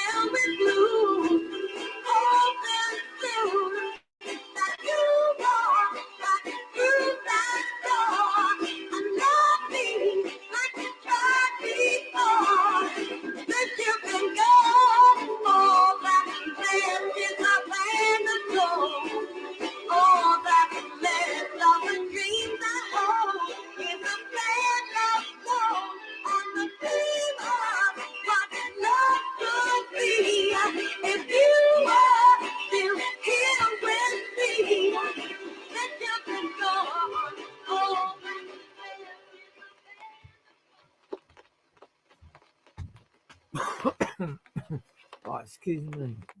I had to pull 2 leads out of the wall just to go and give my dog a treat. It's mad, isn't it? It's like a spaghetti junction in here with like leads running off the USB port. Bear with me, quick. I'm just trying to plug myself in. There we go. We'll put that there. We'll put that there. Let's get the studio back in order. Yeah.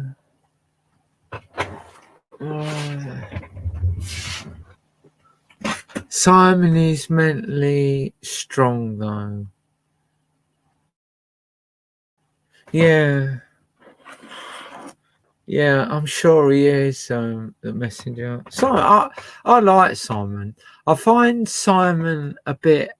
I mean, I know this is what you're trying to do, messenger, is just to get whatever you want to get. But I find Simon, I think he's all right. And the gay side, whatever, like everyone to their own. I mean, Simon probably appreciates that I'm doing what I'm doing, just like what he does, or who he is, rather, and who I am. He probably respects that boundary. But I find him a little bit narcissistic, but I actually don't mind him. And I get why he can be brutal, because he's clever. Like me, I can be brutal.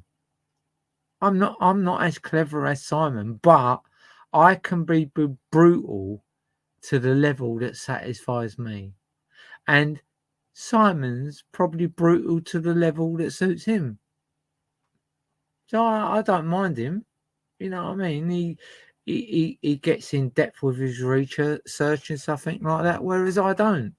You know what I mean? If you come to me and you're a cunt, that's enough for me. You're a cunt. Whereas, like, other people listen to words and sentences and look at the groups and that. Listen, you come to me and you're a cunt,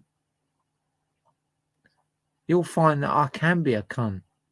And that's it. There's no hidden agenda. But to be honest with you, the messenger, what you need to do is stop having an opinion and moving around doing your thing, because it's not a good look, mate. It's all right when you watch soaps. This is why I asked you about soaps before. It's all right when you watch soaps and you talk to your friends on the phone about it and all that, and you think, oh, this and all that. Listen, they're all actors, whatever. But on here, it's kind of like real life. And just be aware that life comes and bites you back on the arse. So be as genuine as you can, and don't keep going in these groups and just stirring the pot, because there's no point. Because once you're labelled, because people do give you plenty of chances, anyone gets plenty of chances if they prove themselves. But once you're labelled, and then you're done on YouTube. So just bear that in mind, the messenger. It's not worth it. Just come on here and be nice and love and have jokes and stuff. Fucking hell, I've done all that shit for long enough, and it's just so boring. And the people that you play with, you just find they're fucking mental anyway. It's mental. And the thing is, you'll never get round it. I can't even remember if I played this record. No, it'll always be there. It'll always be there. You can fight all the people in the world, and that will take you a lifetime. And is that what you want? No, of course it's not. Of course it ain't what you want. Everyone wants the same thing, but we all go about it different. I choose to try and do everything for myself, and if there's anything over, I'll help my family. Right? I know that my kids are safe when I leave this planet. I've achieved what I wanted to achieve. My kids are safe.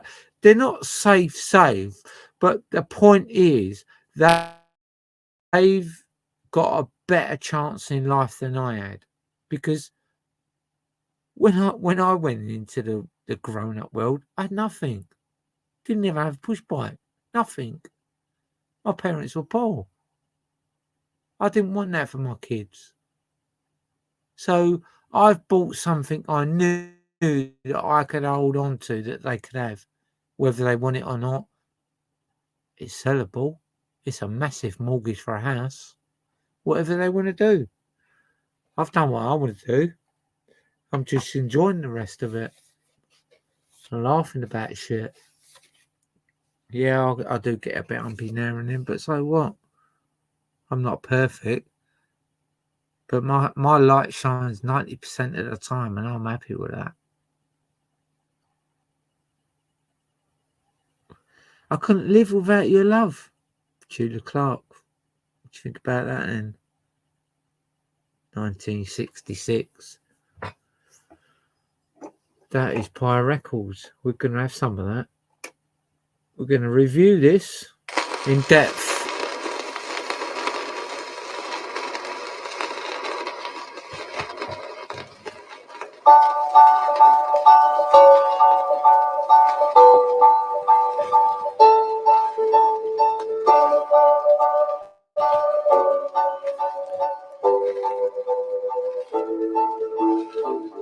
You're the only one that I rely on, a shoulder there for me to cry on, and the hours alone that I'm without you. All I ever do is think about you. No one knows the just so understanding, even though my love's so demanding. Every time you look at me, then you know we're both free, that no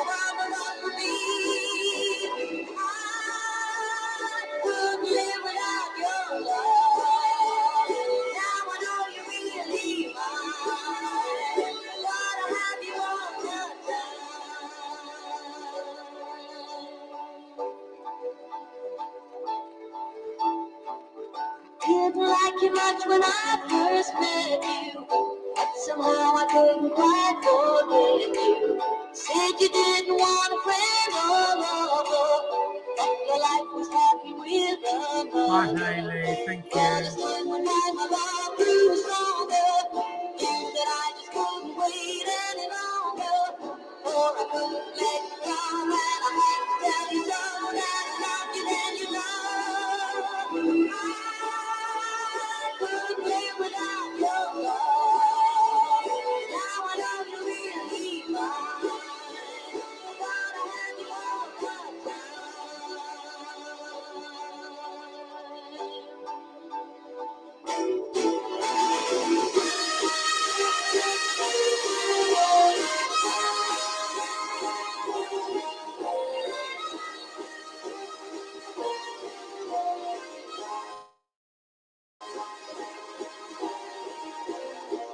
Now the tears are gone and I'm not crying.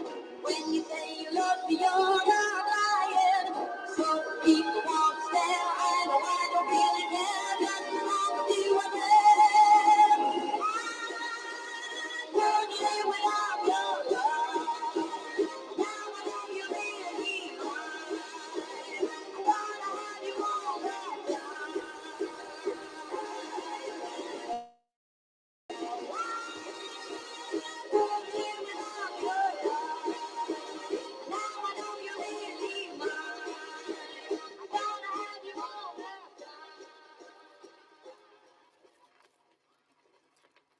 Well, I haven't heard that for a long time. Jesus Christ. I probably haven't heard that very often either, as far as I can remember. But you know what? We're gonna have to start putting some of these records in these sleeves because and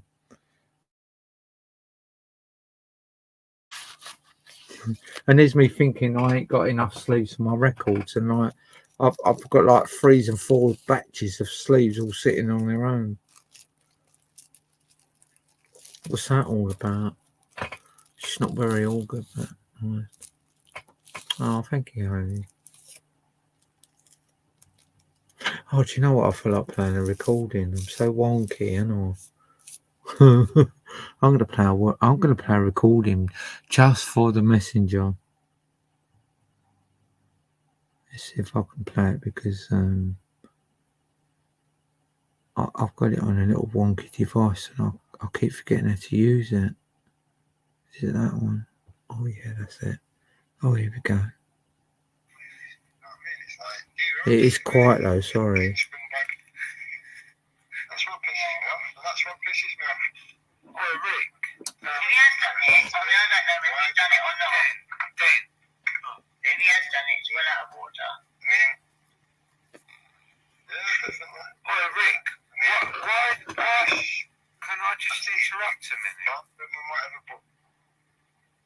Yeah. Do you not think you're being used, Parish, by these people? I did say this. What? Hang on. What people? What people? Whoa, what people then? Whoa. What people? People like Donna. People like Jason. Right, hang on a minute. So, what do you think I do with these people then?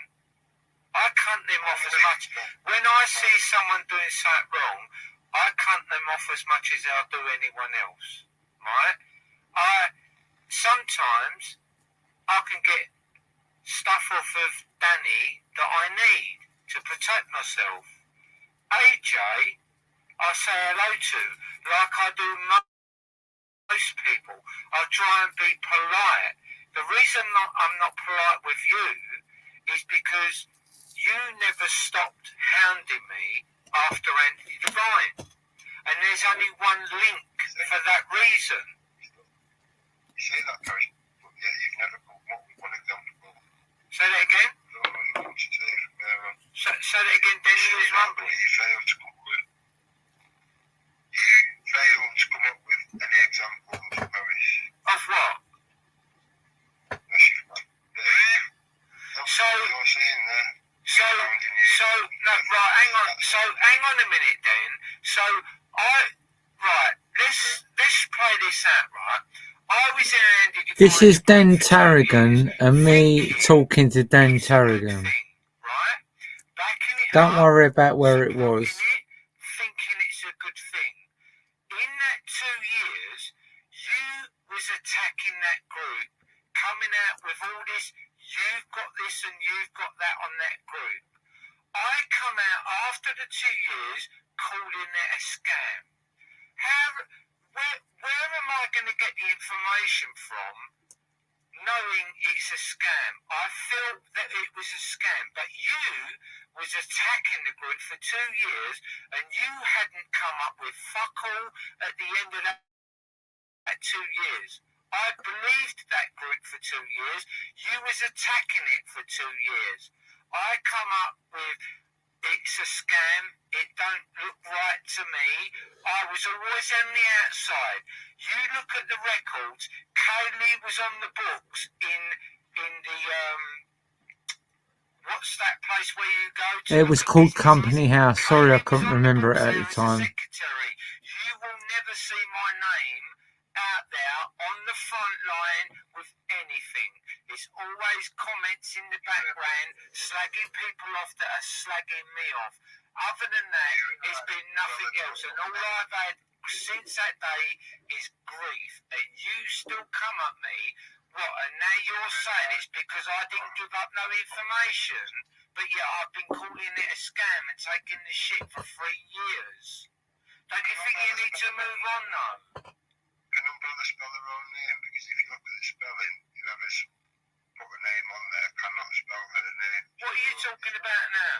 She can't even talk when she's fucking out of her head, Rick. So don't try and justify shit like that. If you looked into it properly and you was that good a detective, you'd look at her IP address and know whether it was her or not. I don't know that shit. If you want, I can put all the lies where we've been and spoke to her. Give you all the facts that you're saying you didn't have and you wasn't given. Then you don't give no one nothing. You talk empty filing cabinets. You don't give no one nothing. You're an empty filing cabinet. Alright. Well, send me everything. Send me everything you've got, then. Send me everything you've got. And if you're that good, you probably even have my email because it's out there. And if you ain't got that, you obviously not very good at what you're doing. Why do you talk over people all the time? I'll take your request. I'll do Denver's Paris. Right, there you go. Send me everything, right? I mean, I don't even know what your fucking problem is, but send me everything about anything you're talking about, and I'll look at it, right? And if whatever you're talking about that you're going to send me, I'll praise you up for it. But you've never known anything more than I've known, and that's nothing. And you're right up Cody's crack, and you're right up listen, Dan, stop speaking over me. You're right up Cody's crack, but yet you're still no further than I am. So who is using who? How did you know? How did you know? You told you. Because they took money off of me. You've asked me a question, let me answer it. Because they took money off me, Dan. Yeah, you took £2,000 off you. That was the second time you went back to Paris. So your claims of wanting credibility, thanks and praise. Yes, the first time we give it you. No, the first time, Dan, bear in mind, oh God, if you don't want to hear the fucking answer, when you piss off. Do you want to hear the answer, or do you want to make yourself try and sound like a wally? Do you want to hear the answer? Do you want to hear the answer? Do you want to hear the answer, or do you want to mumble on and then we'll get the answer? Do you want to hear the fucking answer? Nobody cares about Paris. So if you, I'll tell you what, I'll go because you ask questions but you don't care and you don't want to hear the answer. So there's no point in me being here. You just stay in here on your own, because I'm sure Tom and Caroline will be a little bit bored with your fucking shit, okay? Because you don't want to hear the fucking real answer why I left that group the first time. You're nothing but a fucking dickhead then, and you'll always be the fucking same, okay? So I bid you all a good night, and I'll see you later. Well, I don't know where that came from. It just popped out of my recorder. Should we play another song? Because I reckon I've got about another 20 minutes left. 20 minutes, 20 minutes, 20 minutes. Yeah, that was Dirty Den, if anyone wants to know, anyway. I've got loads of recordings of that prick. He absolutely don't make sense at all to me. But he's amusing. This is 1972, Polydor Records, and this is... Oh, let me just see if there's an A in it. But yeah, this is A, I think. This is the Bee Gees, Run to Me. I can't remember if this one was boring or not, to be fair, but I'm going to play it because I might be wrong. Because I am wrong sometimes, believe it or not. But there's some people I'm just not wrong about. Whee, here we go. Oh, shit. Oh, okay. It's all good. Oh, my God. What's happening now? What's happening now?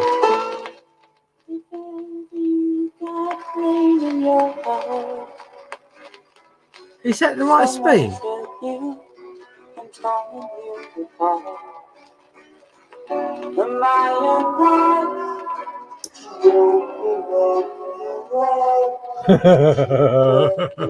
Hang on a minute. There's something going on here.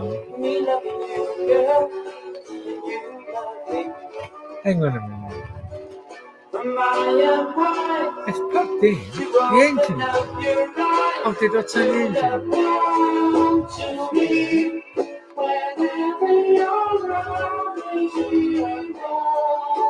Does that sound slow to you?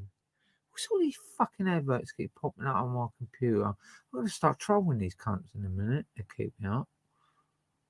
Fucking adverts. Who the fuck they think they are? Fucking ain't buying fuck off of them cunts. Fuck off.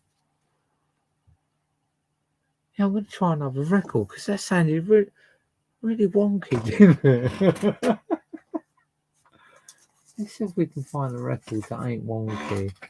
Right, let's look at a record that we know. Let's have a look at this.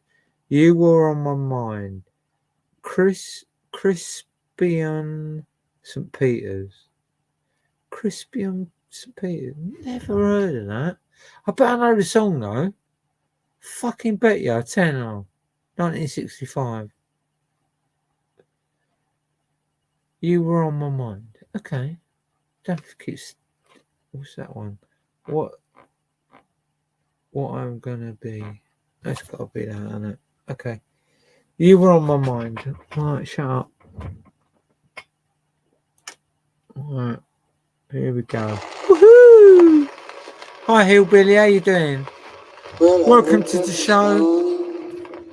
Oh, I remember this. Oh, cool. My mind. You are always on. Oh, sorry. What a beautiful song.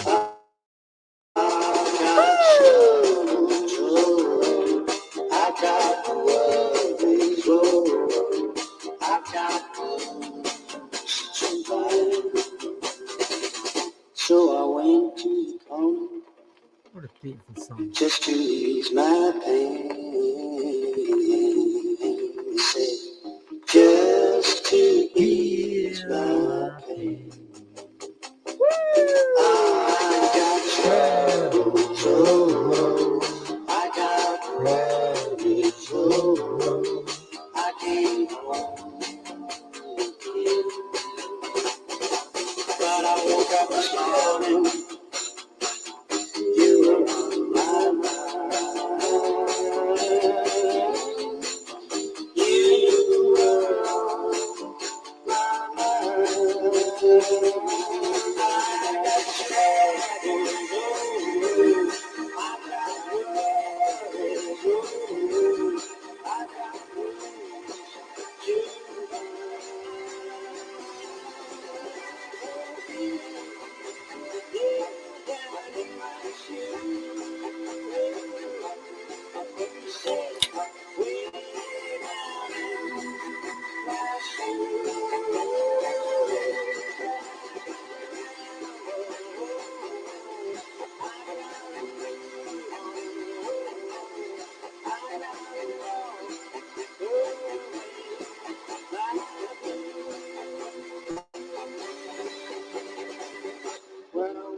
this morning. You were on my mind. Said you were on my mind.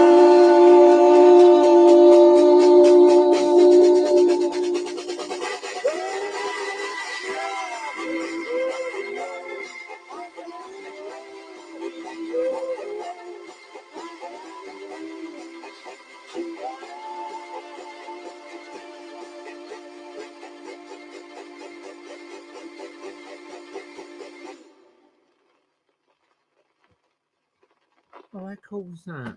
I really enjoyed that. I got carried away in the moment, and I didn't realise the record had ended. But wow, yeah. And it's funny, you don't recognise some of the artists by their title or their name, but yet you recognise the record because it's grained into your life. That's weird, isn't it?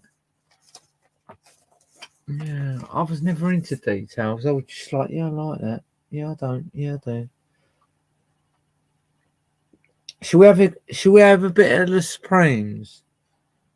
Was that when Tina Turner was in it? It was one of those. We've got Tamla Motown, the Supremes. Have we got a year? 1966. You Can't Hurry Love.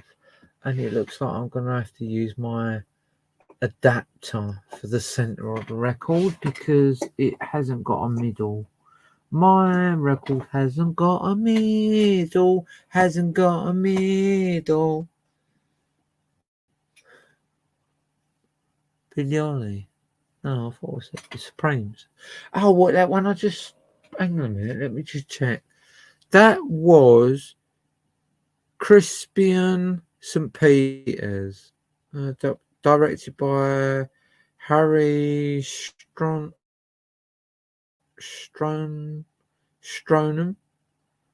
producer David Nicholson. You Were on My Mind. Yeah. So I don't remember any of them names, but I know the record, like it's ingrained. Yeah, 1965, Decca Records. Decca Register, made in England. The Decca Record Co. Limited. Bring it on! Yeah, anyway. Yeah. Thank you for that question. Awesome. I tackled it well though, didn't I? Sounds like Billy Ollie though, doesn't it?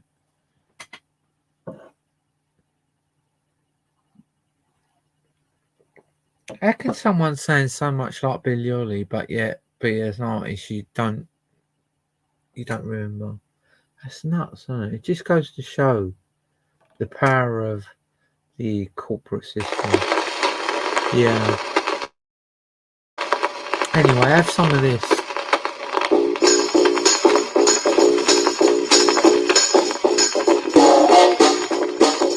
I need love,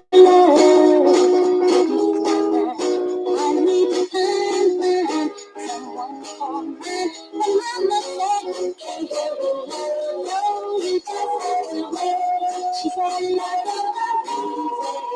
It's nothing I'll give it, can't have it. No, you just have to wait.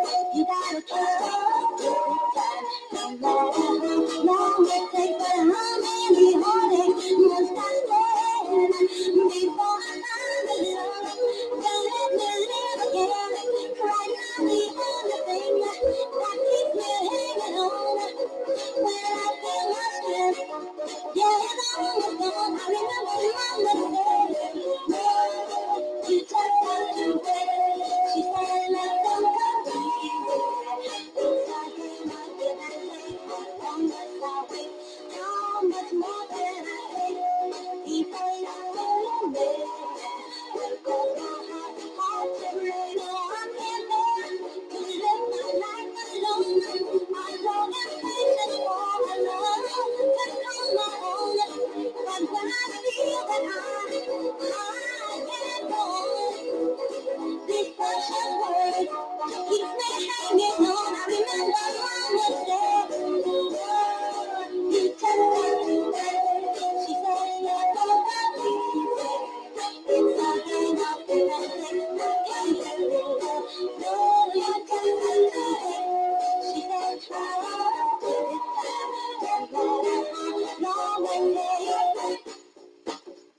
No love don't come easy.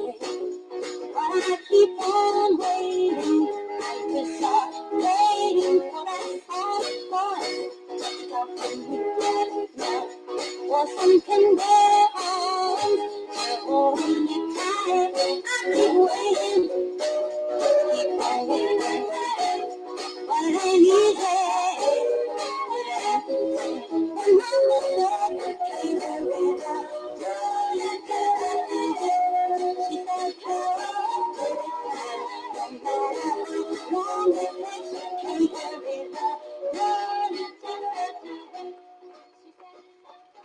Do you know what makes me sad about this with the Supremes, right? It's like, I mean, I don't know a lot of shit about music. I just like music or I don't like it. And then it don't go no further. Every now and then the song will come along and you might get a bit of information that sticks in your head. But it's like this with the Supremes, right? I remember watching videos of these in the past, right? And there was two other members of the Supremes, right? And there was one particular member that was far superior to Diana Ross. And in my mind, I don't know if anyone else feels that. I feel that Diana Ross, I can't remember whether it was the director or whatever, started having a relationship, and she was the one that blossomed from the group because of that scenario. That's how I feel that went. But I can't even. It's ignorant of me, but I can't remember the other girl's name. But she was far superior to Diana Ross, and that's my opinion, and that's how I feel. And to me, that's sad because that girl must have known herself, because when you can sing, don't get me wrong, I can't sing. I try. I can't sing. I don't sing from my stomach, and that's what fucks me up. But I've lost track now. Fuck's sake. Yeah. When you can sing and you know the quality of your notes, you know if you're better than someone else, yeah, or whether you're on the same platform or lower or higher, you know. And I bet that girl like has got one of them kind of lives with a lot of regrets in, just because Diana Ross hit it off with the director or whoever it was. That's what makes me sad. The wrong person got the right notoriety in my mind. In my mind. I've ended up with another 2 sleeves with that record. But fuck it. I sort that out tomorrow. Fuck it. This beer's all right tonight. I like this beer tonight. I'm on Bud. Bud's all right. Normally I get an headache with, but Bud's working tonight. We're going to play a tune. So, I think I played this, haven't I? Oh no, I keep putting this back. Hey, do you want to hear the theme from Shaft? Do you want to hear that? The theme from Shaft. Do you remember the detective series that was on every week?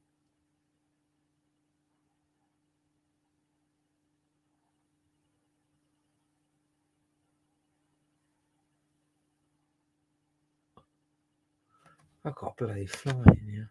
Do you know what I do? I get my airbands that I don't use anymore and I kill them with an airband. And I'm getting like kung fu. Yeah. I can kill a fly with an airband. Don't even question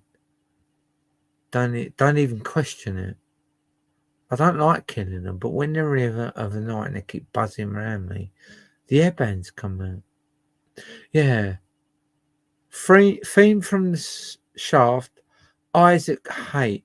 This is 1971. Now, I did play a little bit of this earlier, and I liked it, but it started getting on my nerves. So if I cut this off early, I do apologise. from my downfalls in life. I'm just trying to get in the middle of the record here. Right, okay. Here we go. Here comes Shaft. Let's have a bit of Shaft. Come on, here we go. Back in the day.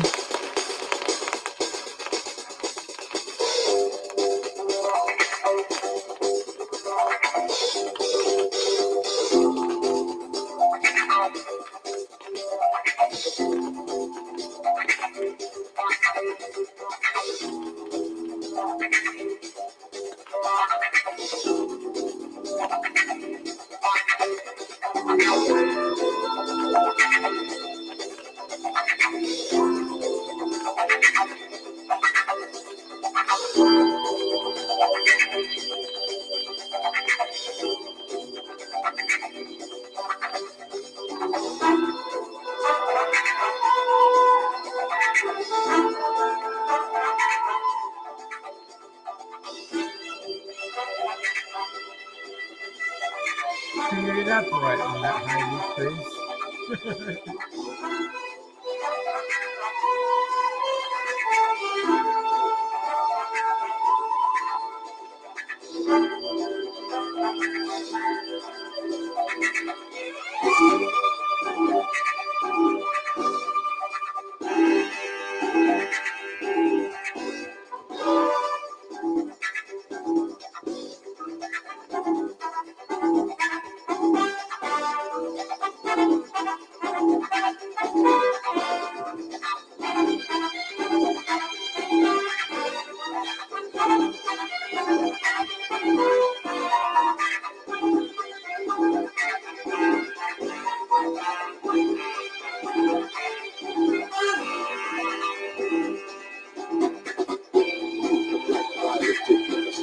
Yeah, Hayley.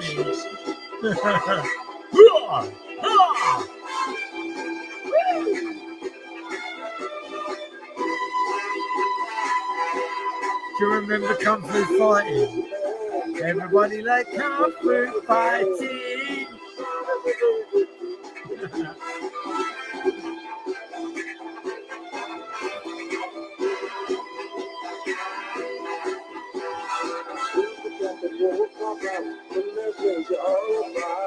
Oh my god, I remember this series.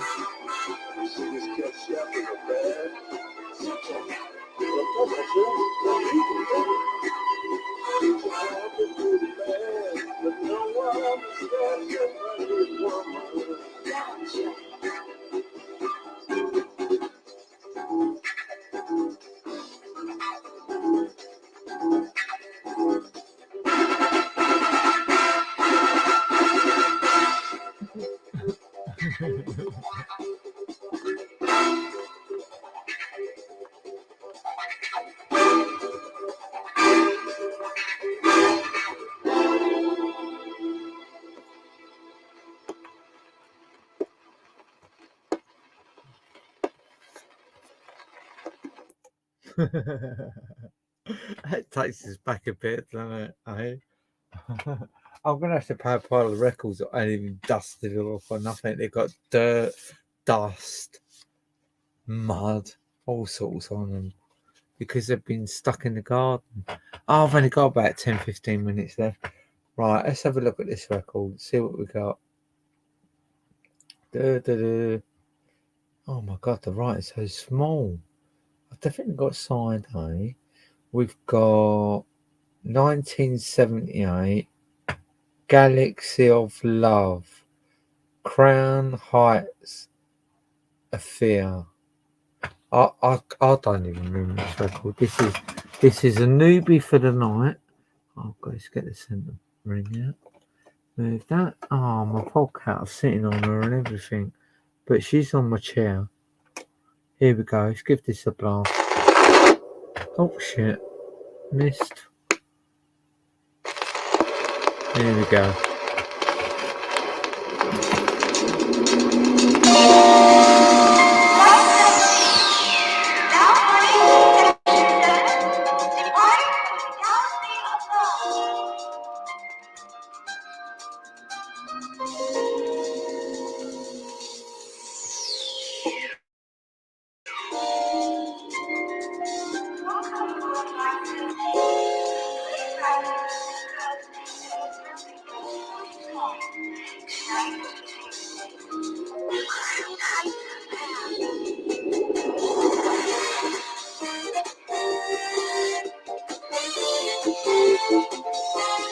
Shaft used to be a series in the 70s, Hayley.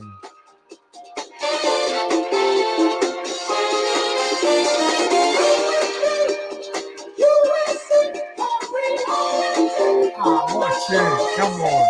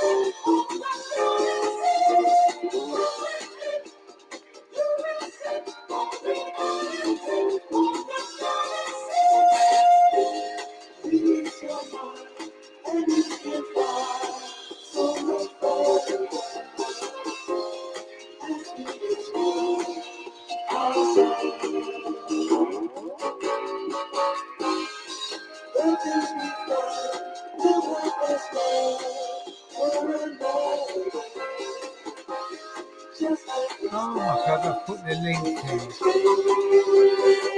Anyone want to come on the panel? Ladies and gentlemen, the captain has turned off the most lucky and secret plan for the convenience. We all travel twice with a high camera entry walk comfortably. At that time, we will be experiencing the period of waiting. On behalf of Captain House and the crew here at CHK Airlines, we wish you a happy flight.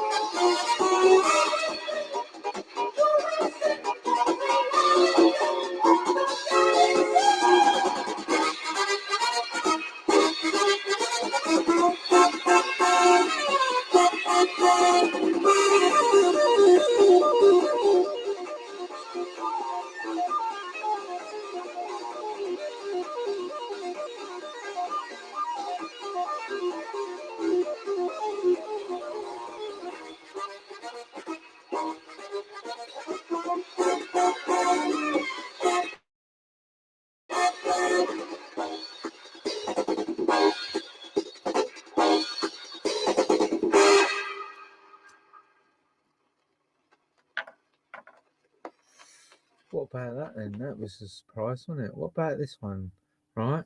Have you does anyone like Maria Osmond? Hey? Anyone like Maria Osmond? Paper Roses. This was in 1973 and this is MGM Records. So should we give her a go? Because back in the day I actually really used to like her records. So we'll give it a go. Oh shit, I've missed the record. Try again.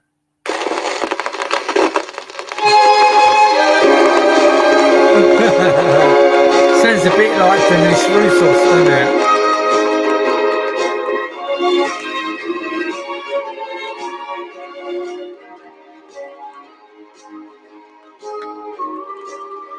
I realize the way your eyes can see with tender looks that I mistook for love. So take away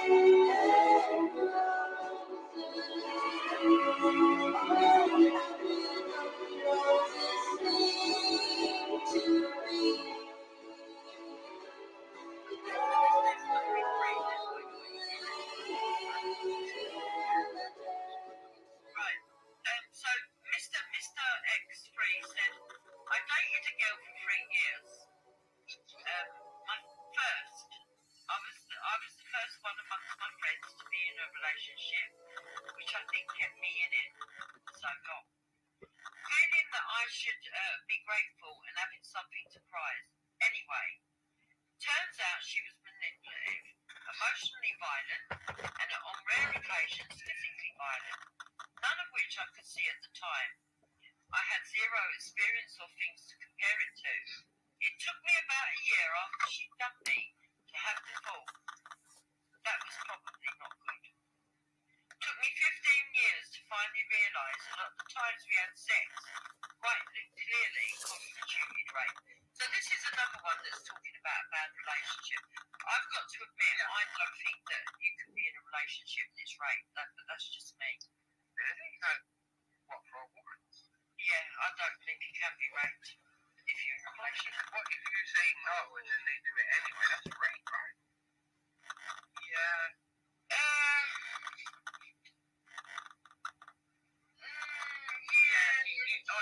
No, it's like grey area. I've got to disagree with that.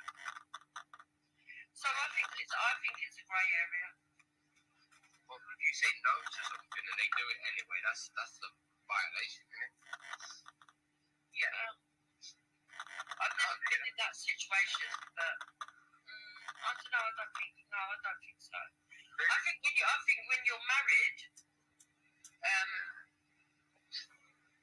you see, if it's a case of you're not well, say you're not feeling well, and you say no, and then they force it on you, then yeah, I think that would be classed as rape. So there is gradients to it. But when they go to the situation of whenever a woman says no means no under any circumstances, and you're married or you're in a relationship, no, I don't think so. I think you can be seduced, and I don't think seduction is necessarily wrong. Now, some people would say, well, isn't that coercion? And I would say, well, when you're married with each other, what they coerce you into? You haven't thinking. You kind of move the goalpost, isn't it? We're talking about if someone in a relationship, the woman turns around and says, no, I don't want to say, and then the man just did it anyway. That's not coercion in any way. That's just the force. Yeah. Yeah, I think it depends on the actual situation, I suppose.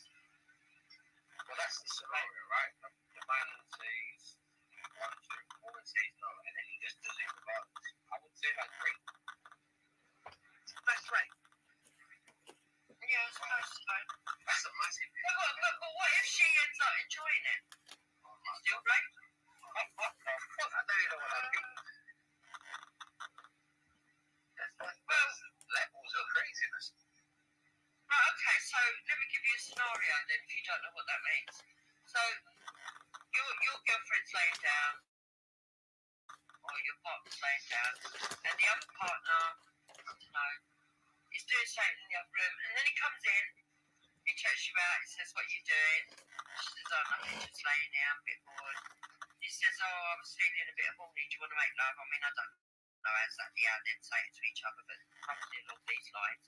And she says, nah. And then he goes on to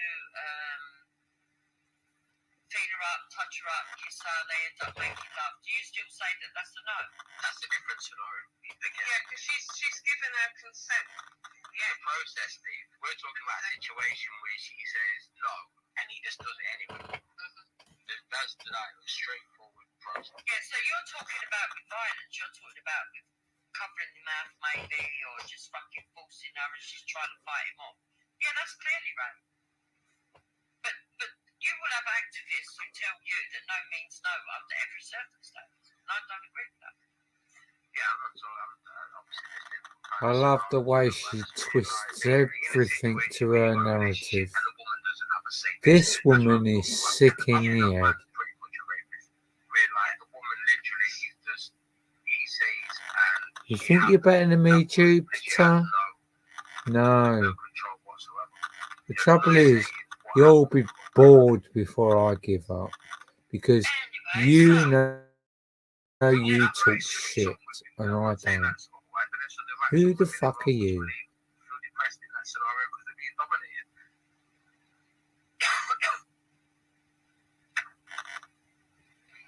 anyway, so You can't even understand what rape is. in this story, you But said and also, when you go on Mad as a Box of Frogs, you'll find that I trip Jupiter up quite a bit. She looks foolish in there when I come on. Go and watch it. You might have to watch a 6-hour live, but that's not my problem. If you want to see what Jupiter is really like, go and watch that 6-hour live, because she contradicts herself big time in there. 1 minute she's in Wendy's group and she realises she only sees 50% of the argument, and then the next minute she don't. You got to remember, she's on live panel and I'm in chat. I run rings round the bitch. Run rings round her. I'm in chat, she's on a live. You could say a lot more on a live than in the chat.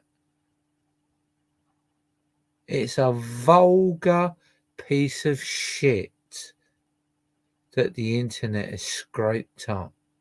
That's all that woman is. And I won't let up until she apologises for how vulgar she's been. Because it's vulgar to look at and to listen to. Vulgar. Wisdom of vulgarity. That's what that is. But we're not going to let that tarnish the show, because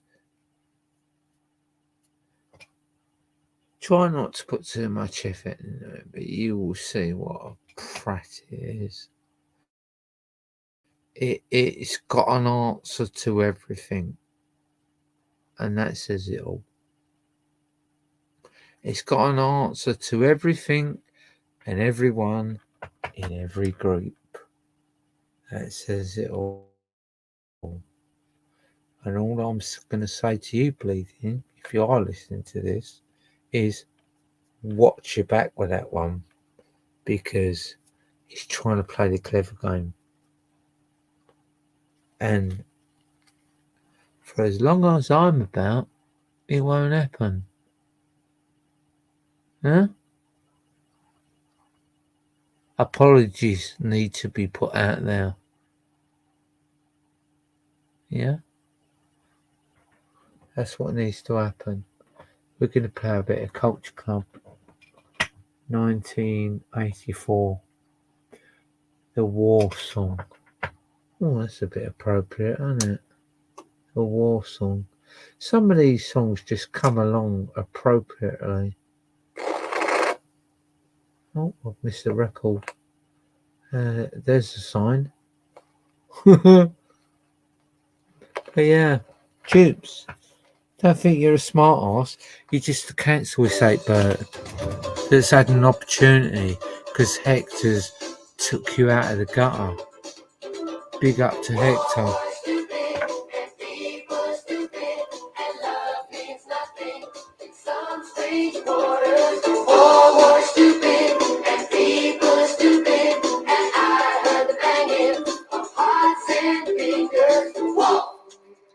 People feel world with our confidence like a child at birth. And with no defense of my own, I won't give it to you, no matter what you say, no matter what you do. Now we're fighting in our hearts, fighting in the streets. Won't somebody help me? War was stupid, and people are stupid, and love means nothing in some strange waters. War was stupid, and people are stupid, and I heard the banging of hearts and fingers. Whoa! Man is far behind, in search of something new, like a deal time. What burning wishes do is what I say. My feet is down for you. It matters what you say. It matters what you do. Now we're fighting in our hearts, fighting in the streets. Won't somebody help me? War was stupid, and people are stupid, and love means nothing in some strange border. War was stupid, and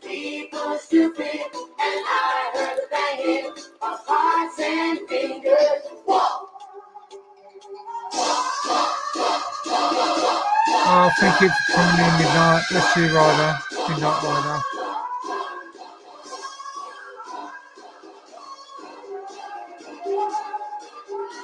It's unfortunate I have to defend myself, but sometimes the best form of defence is attack. Because I see these arseholes. And the funny thing about this, right, I can do a 2 or 3 hour stream, and the people that want to know what I'm saying don't even tune in because they can't handle 2 hours of me. So then they never see the subliminal messages. How funny is that? In this heart of mine, I find a thing for you, from black or white, from grown children too. Now we're fighting in our hearts, fighting in the streets. Won't somebody help me? War was stupid, and people stupid, and love means nothing in some strange quarters. War was stupid, and people stupid, and I heard the banging of hearts and fingers. War was stupid, and no more stupid, and love means nothing in some strange quarters. War was stupid, and people stupid, and I heard the banging of hearts and fingers. No more stupid, and no more stupid, and love means nothing in some strange quarters.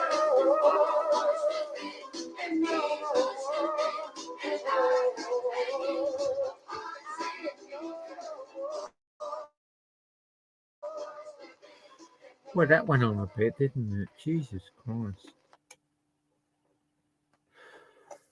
I wonder when they end up sweeping this straight. Anyway, what we got here? Let's have a little look at this record. It's got a sleeve and everything. It probably won't end up with a sleeve. But anyway, let's have a little look at it. It's Polly Brown. What is that? Oh shit, I'm sitting on my cat. It's like I'm getting all relaxed and I'm leaning back and like my cat's going.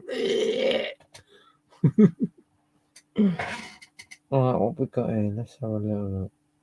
Dial L for love. I can't remember that. Polly Brown. GTO.